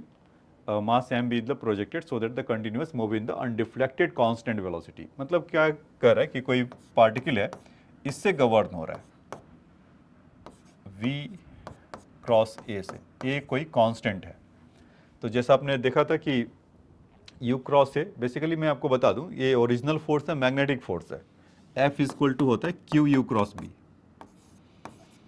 जो आप 10th class वगैरह में, अगर 11th वाले जो हैं और 12th में जो ऑलरेडी हैं उसको अगर वॉच कर रहे होंगे तो उनको फटाफट समझ में आ रहा होगा कि मैग्नेटिक फोर्स होता है F equal to Q U B sine theta. तो उसमें क्या है कि कोई चार्ज पार्टिकल अगर सीधा जाता है तो सीधा मतलब कि जनरली क्या होगा कि अगर कोई चार्ज पार्टिकल है और मैग्नेटिक फील्ड में जैसे ही एंटर करता है तो स्पाइरल पाथ बना के जाता है, गोल गोल गोल गोल ऐसा, इस तरह का। किसी एंगल से अगर जाता है तो अगर 90 डिग्री पे है तो सर्कुलर मोशन में घूमते रहता है, इस तरह का ऐसा होता है। तो खैर वो जब बताएंगे तब बताएंगे। तो इसका मतलब आप ये मान के चलिए कि अभी जैसा इस फोर्स में यहाँ पर बोला है F equal to V cross A के बारे में जहाँ से बात कर रहा है, तो इसमें क्या होगा कि सर्कुलर फोर्स लगना उसमें तय है। तो लेकिन उसमें क्वेश्चन में क्या बोला है कि सर्कुलर में नहीं जा रहा है, अनडिफ्लेक्टेड जा रहा है। तो सर्कुलर में तो हमेशा हर पॉइंट पर उसका डायरेक्शन चेंज होते रहेगा। तो इसका मतलब कि कुछ इस तरह से जा रहा होगा, या यहाँ पर बता दूँ तो सेंस बनाएगा, कुछ ऐसे जा रहा होगा इस तरह से। तो mg मस्ट भी इसको बैलेंस आउट कर रहा होगा, या mg को ये फोर्स मस्ट भी बैलेंस आउट कर रहा होगा, तभी तो नेट फोर्स जीरो होगा और वो अपना सीधा सीधा कहीं से जा रहा होगा। समझ में आया ये बात कि अनडिफ्लेक्टेड जाने का मतलब क्या, कि जो फोर्स तो लग रहा होगा v इंटू ए, तो ये जिधर आप इसको मुड़ा दो। मतलब मैं कह रहा हूँ कि अगर इस तरह का अगर कोई रहता है एक्सटर्नल फील्ड में अगर जा रहा है तो उसका पाथ स्पाइरल या सर्कुलर बनता है। लेकिन क्वेश्चन में क्या मेंशन है, अनडिफ्लेक्टेड जा रहा है। तो अनडिफ्लेक्टेड जा रहा है तो mg भी बैलेंस हो रहा होगा उसी से, है ना। नहीं तो mg अगर कहीं और लग रहा होगा और ए फोर्स और लगेगा तो उसका पाथ सोचिए ये कैसा होगा, मतलब कुछ आर्बिट्री टाइप का कोई भी मोशन पकड़ लेगा वो। तो इसीलिए mg is must balance to the this force.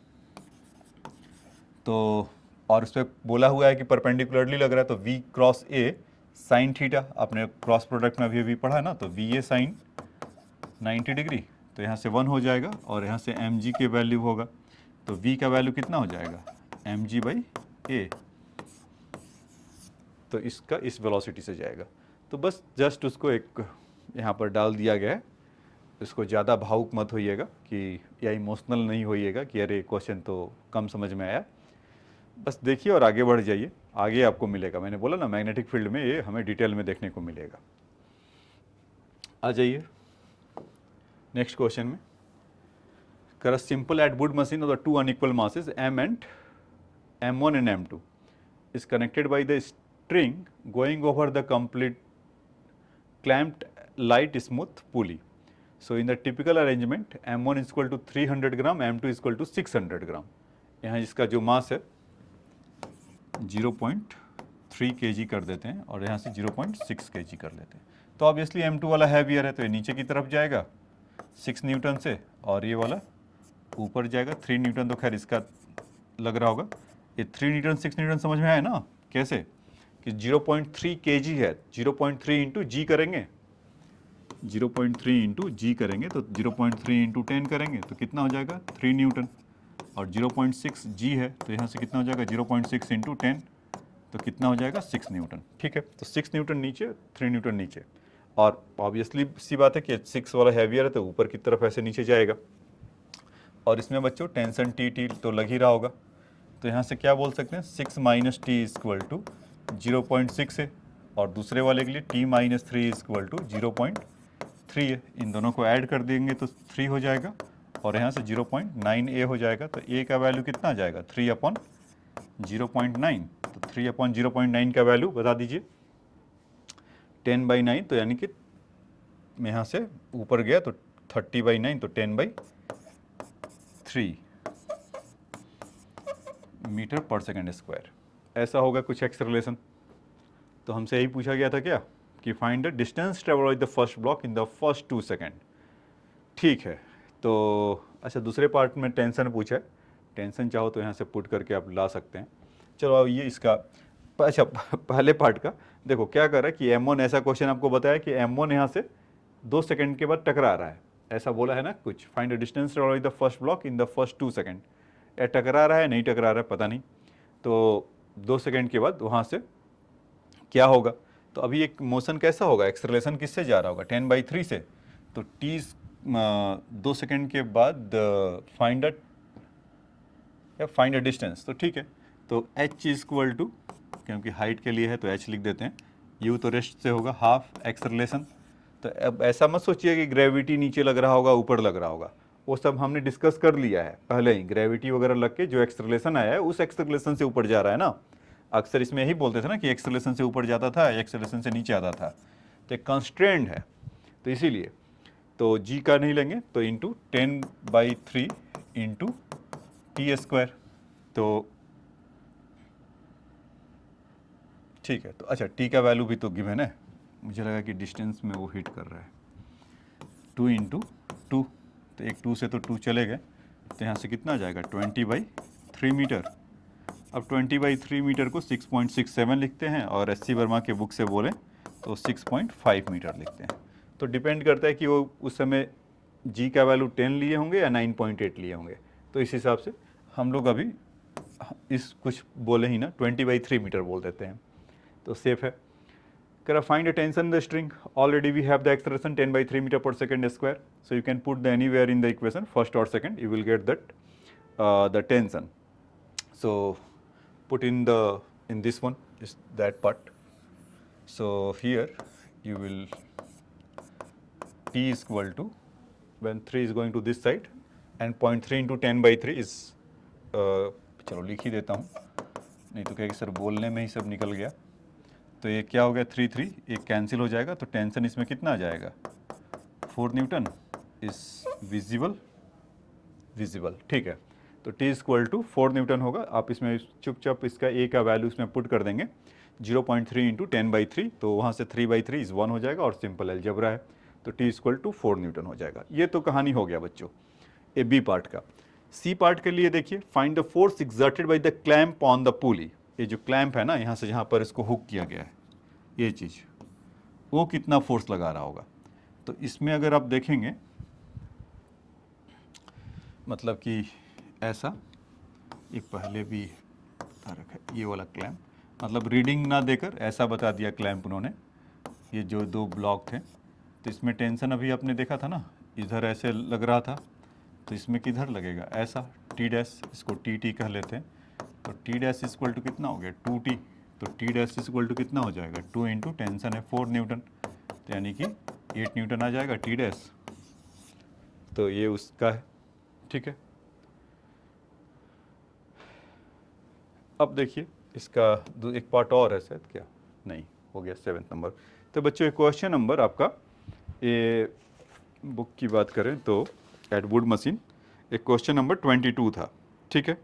अब इसका एक और है प्रीवियस प्रॉब्लम 23 में, आ जाइए, ये आप नोट डाउन करना है तो नोट डाउन कर लो, मैं हट जा रहा हूँ, ठीक है। अब देखिए इसके बाद 23 number, consider the Atwood machine at the previous problem, the larger mass is the stopped for a moment 2 is equal to means 2 seconds after the system is set into the motion, find the elapsed before the string is tight again। तो देखो हुआ क्या कि वो कह रहा है कि स्टॉप कर जा रहा है इतने पे एडवुड मशीन में, ये वाला लार्जर मास, ठीक है। तो लार्जर मास तो इधर था कहीं, तो उससे फर्क नहीं पड़ता है किधर भी बनाओ, 0.6 kg,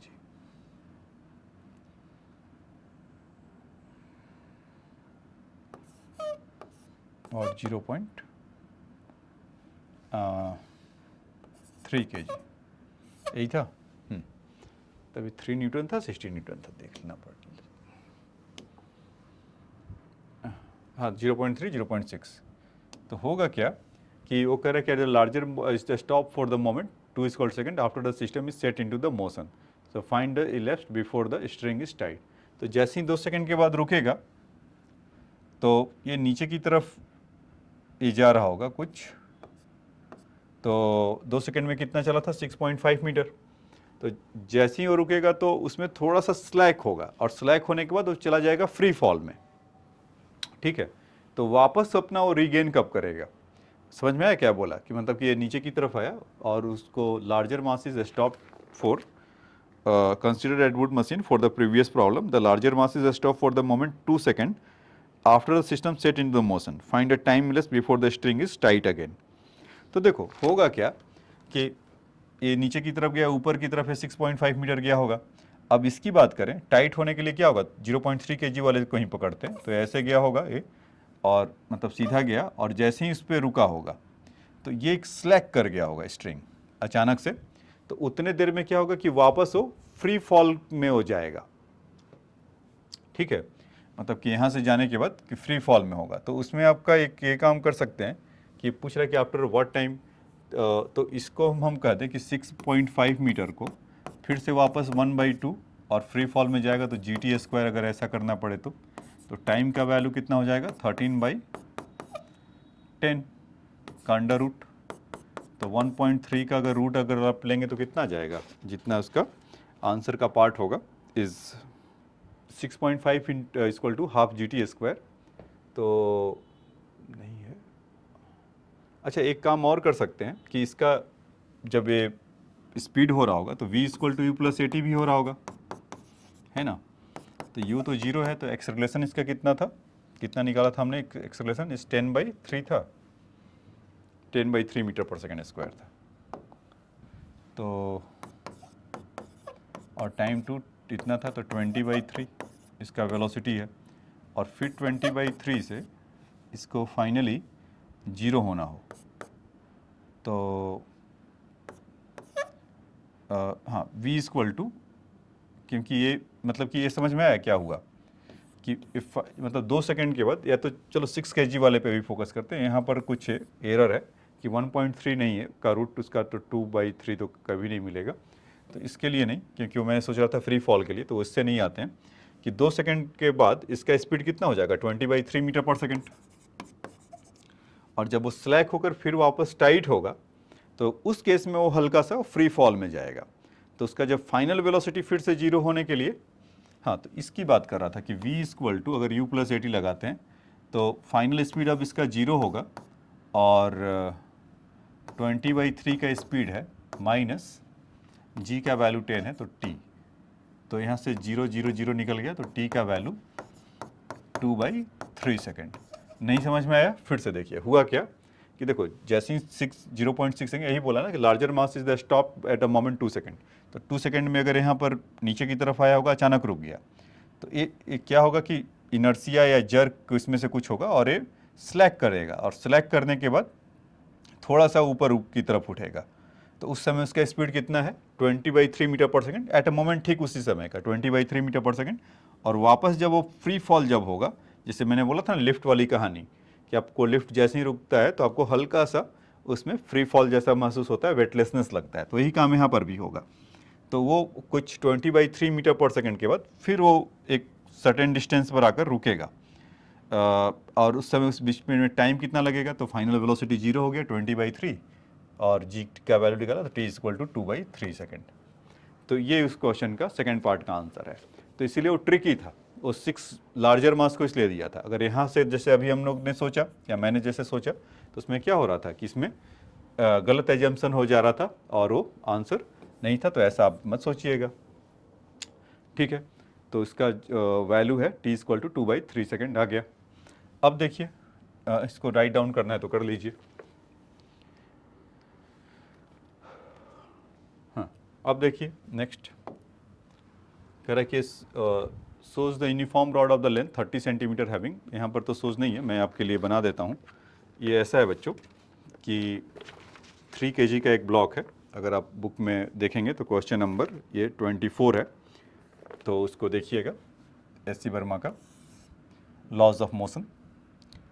तो ये 3 kg का ऐसा ब्लॉक है, और इसमें कुछ पार्टीशन है, यहाँ पर ऐसा पार्टीशन थोड़ा उस साइड में है, अरे चलो कोई बात नहीं, उल्टा बना दिया तो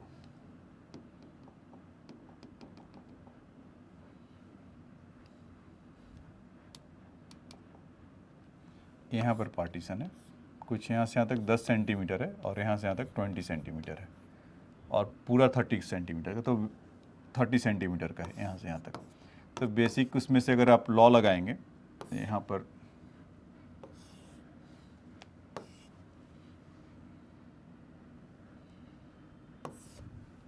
इस तरह का है, और इसको यहाँ पर पुली से ऐसे कर रहा है और यहाँ से भी पुली लगा हुआ है, इसको ऐसे कर रहा है। तो इसमें यहाँ पर खींचा जा रहा है इसको कुछ 20 न्यूटन से और इसको यहाँ पर खींचा जा रहा है कुछ 32 न्यूटन से। इस तरह का कुछ बातें हो रहा है। तो पूछ रहा है कि जो पार्टीशन है ना यहाँ पर, ये इस पे यहाँ पर इस पॉइंट पे टेंशन कितना लग रहा होगा। ठीक है, तो देखिए इसके लिए क्या है कि अगर ये 10 सेंटीमीटर है और ये 20 सेंटीमीटर है, मास इसका 3 kg और लेंथ इसका 30 सेंटीमीटर, तो 10 सेंटीमीटर के लिए कितना हो जाएगा इज़ 1 kg। सिंपल सा उसमें यूनिटरी मेथड है। 30 सेंटीमीटर के लिए 3 kg है, तो 10 सेंटीमीटर के लेंथ के लिए कितना होगा 1 kg। 20 सेंटीमीटर के लिए कितना होगा 2 kg।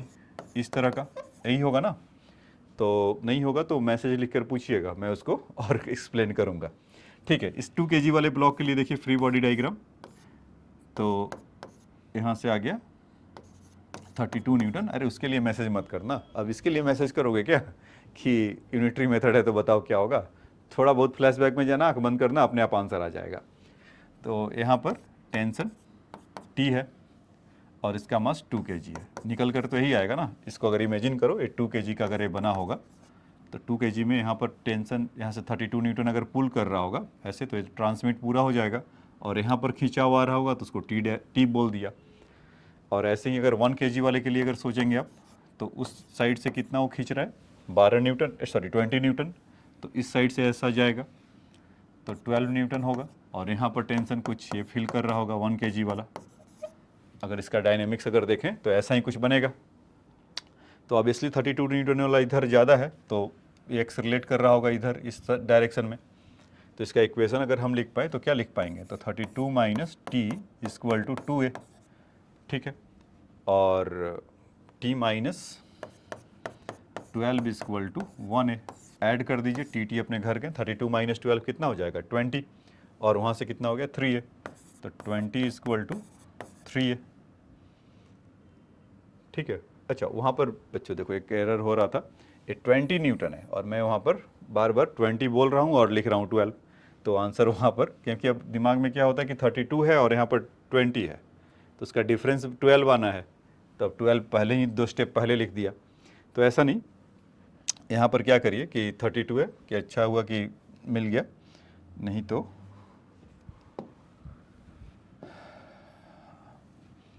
यहाँ से इस चीज़ को 20 कर लीजिए। तो ये हो गया 20। तो 32 माइनस 20 कितना हो गया 12। इस जीरो को हटा लीजिए, इसका मीनिंग नहीं है। तो ए का वैल्यू कितना आ गया 4 मीटर पर सेकेंड स्क्वायर। और ए एक बार आ गया तो कहीं भी इसका वैल्यू पुट करके हम टी निकाल सकते हैं क्या। तो टी माइनस 20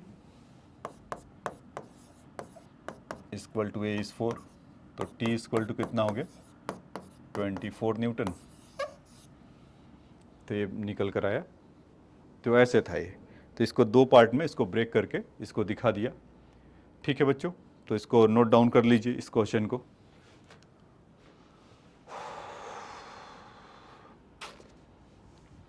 ठीक है, अब आइए इसके नेक्स्ट क्वेश्चन में चलते हैं। हाँ, ये ऐसा क्वेश्चन तो हमने काफ़ी किया था। देखिए इसमें क्या है कि 1 kg दोनों साइड में 1 kg है।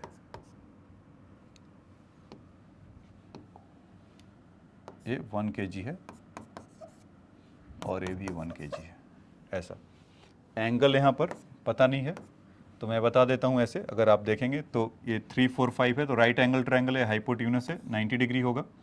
और सामने से देखिए कि एंगल 3 है तो 4/3 का बन रहा है क्या, ये सामने ये परपेंडिकुलर होगा तो इसके लिए बेस हो गया तो 4/3 है। और ये वाला जब एंगल थीटा है तो इसके सामने परपेंडिकुलर है। तो इस समय क्या होगा कि अगर आप इमेजिन करिए इस तरह का राइट एंगल है और 3 4 5 है, थीटा है ऐसा और 90 डिग्री है, तो उस समय थीटा का वैल्यू कितना होता है 37। तो थीटा के सामने वाला जो 3 है तब वो 37 हो रहा, तो ये 37 डिग्री हो जाएगा और ये आपका हो जाएगा 53 डिग्री। नहीं समझ में आया तो आप यहाँ से देखिए, ऐसा है बच्चों। तो यहाँ पर और ये पुली है 1 kg है और यहाँ पर भी 1 kg है और यहाँ पर है 5 मीटर और ये है 3 मीटर और ये है 4 मीटर। ऐसा तो सामने हो गया 37 डिग्री और ये हो गया 53 डिग्री। ठीक है, अब हमें नहीं पता किधर वो जा रहा है, तो मान लो कि जिधर जेंटल स्लोप है या 53 ज़्यादा स्टीपर है तो इधर जाएगा, तो हमने ऐसा एज्यूम कर लिया। आना होगा तो पॉजिटिव आ जाएगा, नहीं तो नेगेटिव आएगा। ए से ऐसे नीचे की तरफ आ रहा होगा तो ए से अप जा रहा होगा। तो पूछा हमसे क्या, find the magnitude of acceleration the two blocks. तो ठीक है, इसका अगर 1 kg का अगर इसका ग्रेविटी देखा जाए तो g है, और इस डायरेक्शन में अगर देखेंगे तो कितना होगा, g sin 53, और इस वाले के लिए g sin 37, क्योंकि मास कितना है 1 है तो केवल g नीचे की तरफ लगेगा। तो अब इसका एक्सेलरेशन लिखने चले, और sin 37 का वैल्यू तो आपको पता ही है 0.6, और sin 53 का ये 37 है तो ये 53 हो जाएगा। तो एक बार फिर से लिख देता हूँ कि sin 37 डिग्री इक्वल टू कितना होता है 0.6, और sin 53 डिग्री इक्वल टू होता है 0.8। ये दो डेटा आप इसको देख लीजिएगा। अब इसको मैं लिखने स्टार्ट करूँ इक्वेशन इसका, तो g sin 53 ये इधर से हो रहा होगा, और इसमें टेंशन क्या क्रिएट हो रहा होगा, कुछ ऐसा t, इधर से देखिए बच्चे t, तो यहाँ पर भी ऐसा, मैं फ्री बॉडी डायग्राम में t लिख देता हूँ। तो इक्वेशन जब हम लिखेंगे तो इसके दूसरे वाले के लिए, तो g sin 53, तो g इंटू 0.8 माइनस टी इक्वल टू ए, और इधर से लिखे तो t minus G into 0.6 equal to A. इन दोनों को ऐड करेंगे तो टी चला गया, तो यहाँ से 8 हुआ और यहाँ से 6 हुआ, तो इसका वैल्यू कितना हुआ 2, मतलब g का वैल्यू अगर पुट करेंगे तो 2 इक्वल टू 2a, तो a का वैल्यू कितना आ गया 1 मीटर पर सेकेंड स्क्वायर, और जो कि ये पॉजिटिव आ रहा है, तो हमारा एजम्पशन सही था। अगर आप उल्टा भी ले लेते तो कोई फ़र्क नहीं पड़ता, a का वैल्यू निगेटिव आ जाता। तो उसमें आपका बस यही होता कि जो एजम्पशन आपने किया हुआ है वो इट इज़ अपोजिट, तो मतलब जो डायरेक्शन बस आप उल्टा बता दे सकते थे। तो अब ये डाउनवर्ड से एक नीचे की तरफ आएगा, एक ऊपर की तरफ आएगा, तो ये कर लीजिए, तो ये तो आसान हो गया होगा आपके लिए।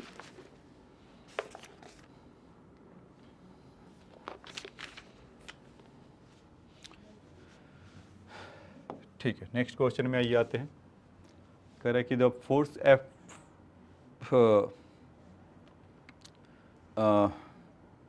ये कह रहा है कि एफ, ये कह रहा है कि force F equal to M G है, F equal to M G by 2 है, ये डॉट यहाँ नहीं है, is applied on the block of the mass M as shown in a figure, the string and the pulley are light and the surface of the table is smooth, the find acceleration of the block of मास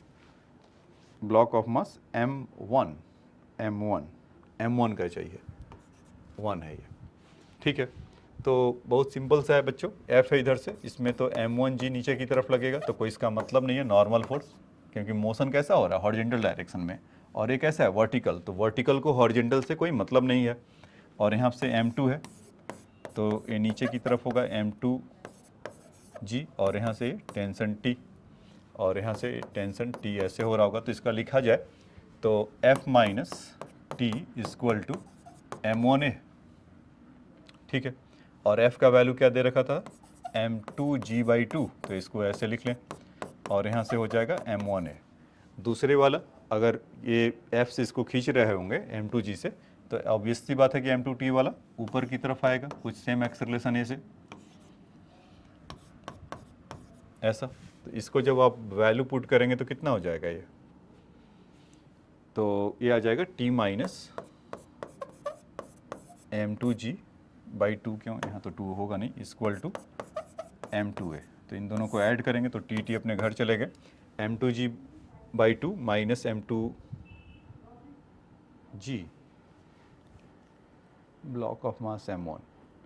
हाँ, सब कुछ तो ठीक ही है, M1G F2G, तो इसका मतलब है कि वो डाउनवर्ड कुछ टूवर्ड, ये नंबर कौन सा है बच्चों 26। ठीक है, चलिए आने दो, हमारे उससे क्या मतलब जाता है कि M2G, तो मतलब ठीक है, उसमें उल्टा आ गया, अगर F लगा रहा तो M2 वाला ज़्यादा है, नेगेटिव आएगा, उसी की बात कर रहे थे M2G/2। तो यहाँ से कितना आ जाएगा M2G/2 विथ नेगेटिव M2G -2 -1, तो 1/2 -1 कितना होगा -1/2, और यहाँ से कितना हो गया M1 + M2 times of A, तो A इक्वल टू यहाँ से m2g upon m1 plus m2 times of 2 with negative. तो negative sign is indicating that कि ना कि लेफ्ट की तरफ जा रहा बल्कि राइट की तरफ। तो toward the right is the answer, यहाँ पर भी ये भी मेंशन किया हुआ है बुक में भी। तो इसीलिए तो नेगेटिव साइन हमारा क्या इंडिकेट कर रहा है, तो हमने जो लेफ्ट में माना है तो उसका मतलब है कि राइट में जा रहा है। तो इसी की बात कर रहा था पिछले क्लासेस में कि जो अगर नेगेटिव इसका वैल्यू अगर आ जाता है आप क्वेश्चन सॉल्व करते समय आपके एग्जाम्पशन से, तो अपोजिट डायरेक्शन में कर दीजिए, सिंपल। ठीक है, अब आइए नेक्स्ट क्वेश्चन में चलते हैं। अच्छा, इस फिगर का उस फिगर में कर दिया है, अच्छा नहीं सेम ही बनाया है या अलग कर दिया है।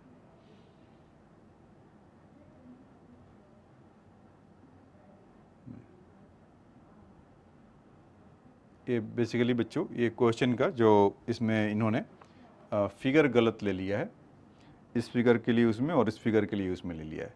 और यहाँ पर P इक्वल टू 1 नहीं, F इक्वल टू 1 न्यूटन अगर देना है तो find the acceleration of the either block and describe the motion of M। तो ये पिछले वाले क्वेश्चन के लिए था, तो इसको तो छोड़ दो। ये एक्चुअल क्वेश्चन में ऐसा है, एक क्वेश्चन नंबर है, मैं यहाँ से मेंशन कर देता हूँ तो आपको आसान होगा समझने में। क्वेश्चन नंबर 27 है HCV का। तो यहाँ पर है कि अगर दो ऐसा पुली है, एक मास है उसका M1 और एक है मास M2, और दोनों में F न्यूटन के लिए फोर्स लगा रहा है। तो यहाँ पर M1 मास है इसका कितना, 5 kg। M1 मास है इसका 5 kg, M1 है बच्चों ये, और ये M2 है। तो ये 5 kg का है और ये 2 kg का है। तो हमसे पूछा जा रहा है कि acceleration of the either block, तो बहुत सिंपल है, और F का वैल्यू कितना है 1 न्यूटन। तो पहले अगर इसमें अगर आप देखेंगे तो पहले 50 न्यूटन उसका 5G होगा और 1 न्यूटन और लगा लीजिए, तो कितना हो गया 51 न्यूटन। और इस वाले में अगर देखेंगे सेम वही काम करेंगे, 2 kg तो पहले था तो 2G तो 20 न्यूटन लगेगा और 1 न्यूटन और लगा लीजिए तो 21 न्यूटन। तो एक्सेलरेशन कितना होगा, तो यहाँ से हम लिख सकते हैं कि 51 माइनस, क्योंकि यहाँ पर टेंशन क्या लग रहा होगा अब तक तो समझ में आ गया होगा, टी होगा। तो 51 minus T equal to net force हमेशा मास इनटू एक्सेलरेशन, उसके फोर्स लगाने से कोई इसका फर्क नहीं पड़ेगा।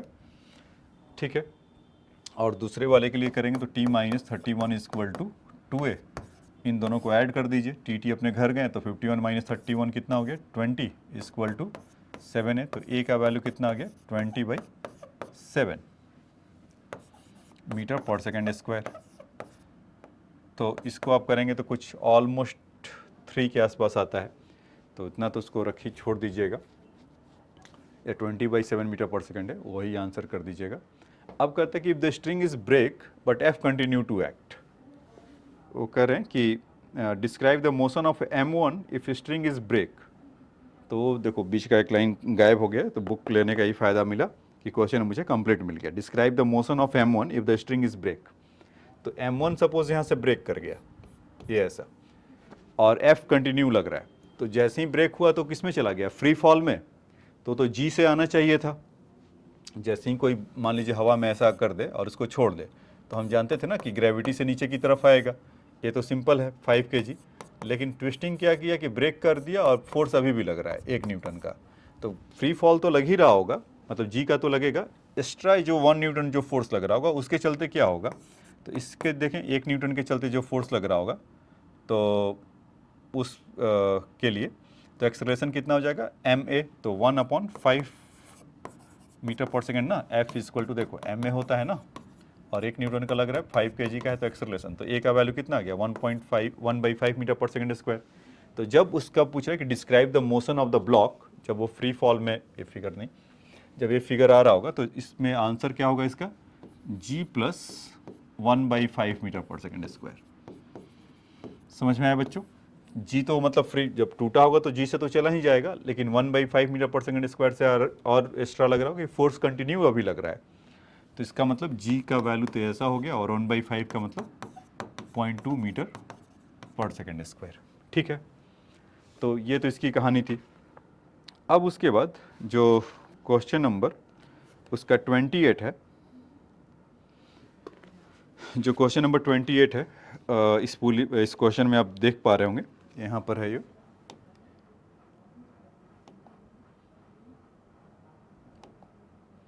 फिगर नहीं बनाया इसका जिसका ज़रूरत था, नहीं है, ठीक है। तो बच्चों इस क्वेश्चन को ये छोड़ देते हैं अभी 28 को। आज का लेक्चर यहाँ पर समाप्त करते हैं। क्वेश्चन नंबर 28 के लिए बता रहा हूँ कि करना क्या। 27 तक हमने इसको अब तक डिस्कस किया है, और इसमें अगर बुक में देखा जाए तो कितने क्वेश्चन है, 42 तक है, ठीक है। नेक्स्ट लेक्चर में और 28 नंबर के बारे में बताना चाहूँगा, is mother of the all problem, खास करके इस चैप्टर के लिए। इसमें जितने भी कॉन्सेप्ट होते हैं सब आपसे पूछ लिया जाएगा। तो उस क्वेश्चन को मैं नेक्स्ट क्लास में करूँगा। मैं नहीं चाहता हूँ कि अभी ये लास्ट में थोड़ा रहे, आधा रह जाए, तो फिर आगे बताऊँगा। तो इसमें पूरा नेक्स्ट वाला वीडियो में तो क्वेश्चन ही स्टार्ट यहीं से करूँगा, ठीक है। तो उसको देखते रहिएगा। अब उसमें मज़ेदार होगा, इसमें एस.सी. वर्मा के जो फेमस मंकीज़ हैं वो आपको इसी में आगे मिलेंगे, या फिर वो लिफ्ट मैन वाला कि अपने से वो खींच रहा है और अपने आप को कहाँ पर हैंग करेगा। तो सब सारे क्वेश्चंस इसमें करेंगे। तो मतलब नेक्स्ट क्लास में इसको फिनिश ही कर दूंगा। तो उसको ज़रूर उसको वॉच करते रहिएगा, आपसे रिक्वेस्ट है, क्योंकि अभी तक आपने जितना इस पे समय दिया, अगर इसमें अगर आप नेक्स्ट समय देंगे तो आपका और वो जो कॉन्सेप्ट है और कैपिटलाइज होगा और अच्छे से आप लगा पाएंगे, ठीक है। तो आज के लिए इतना ही। Thanks for your time.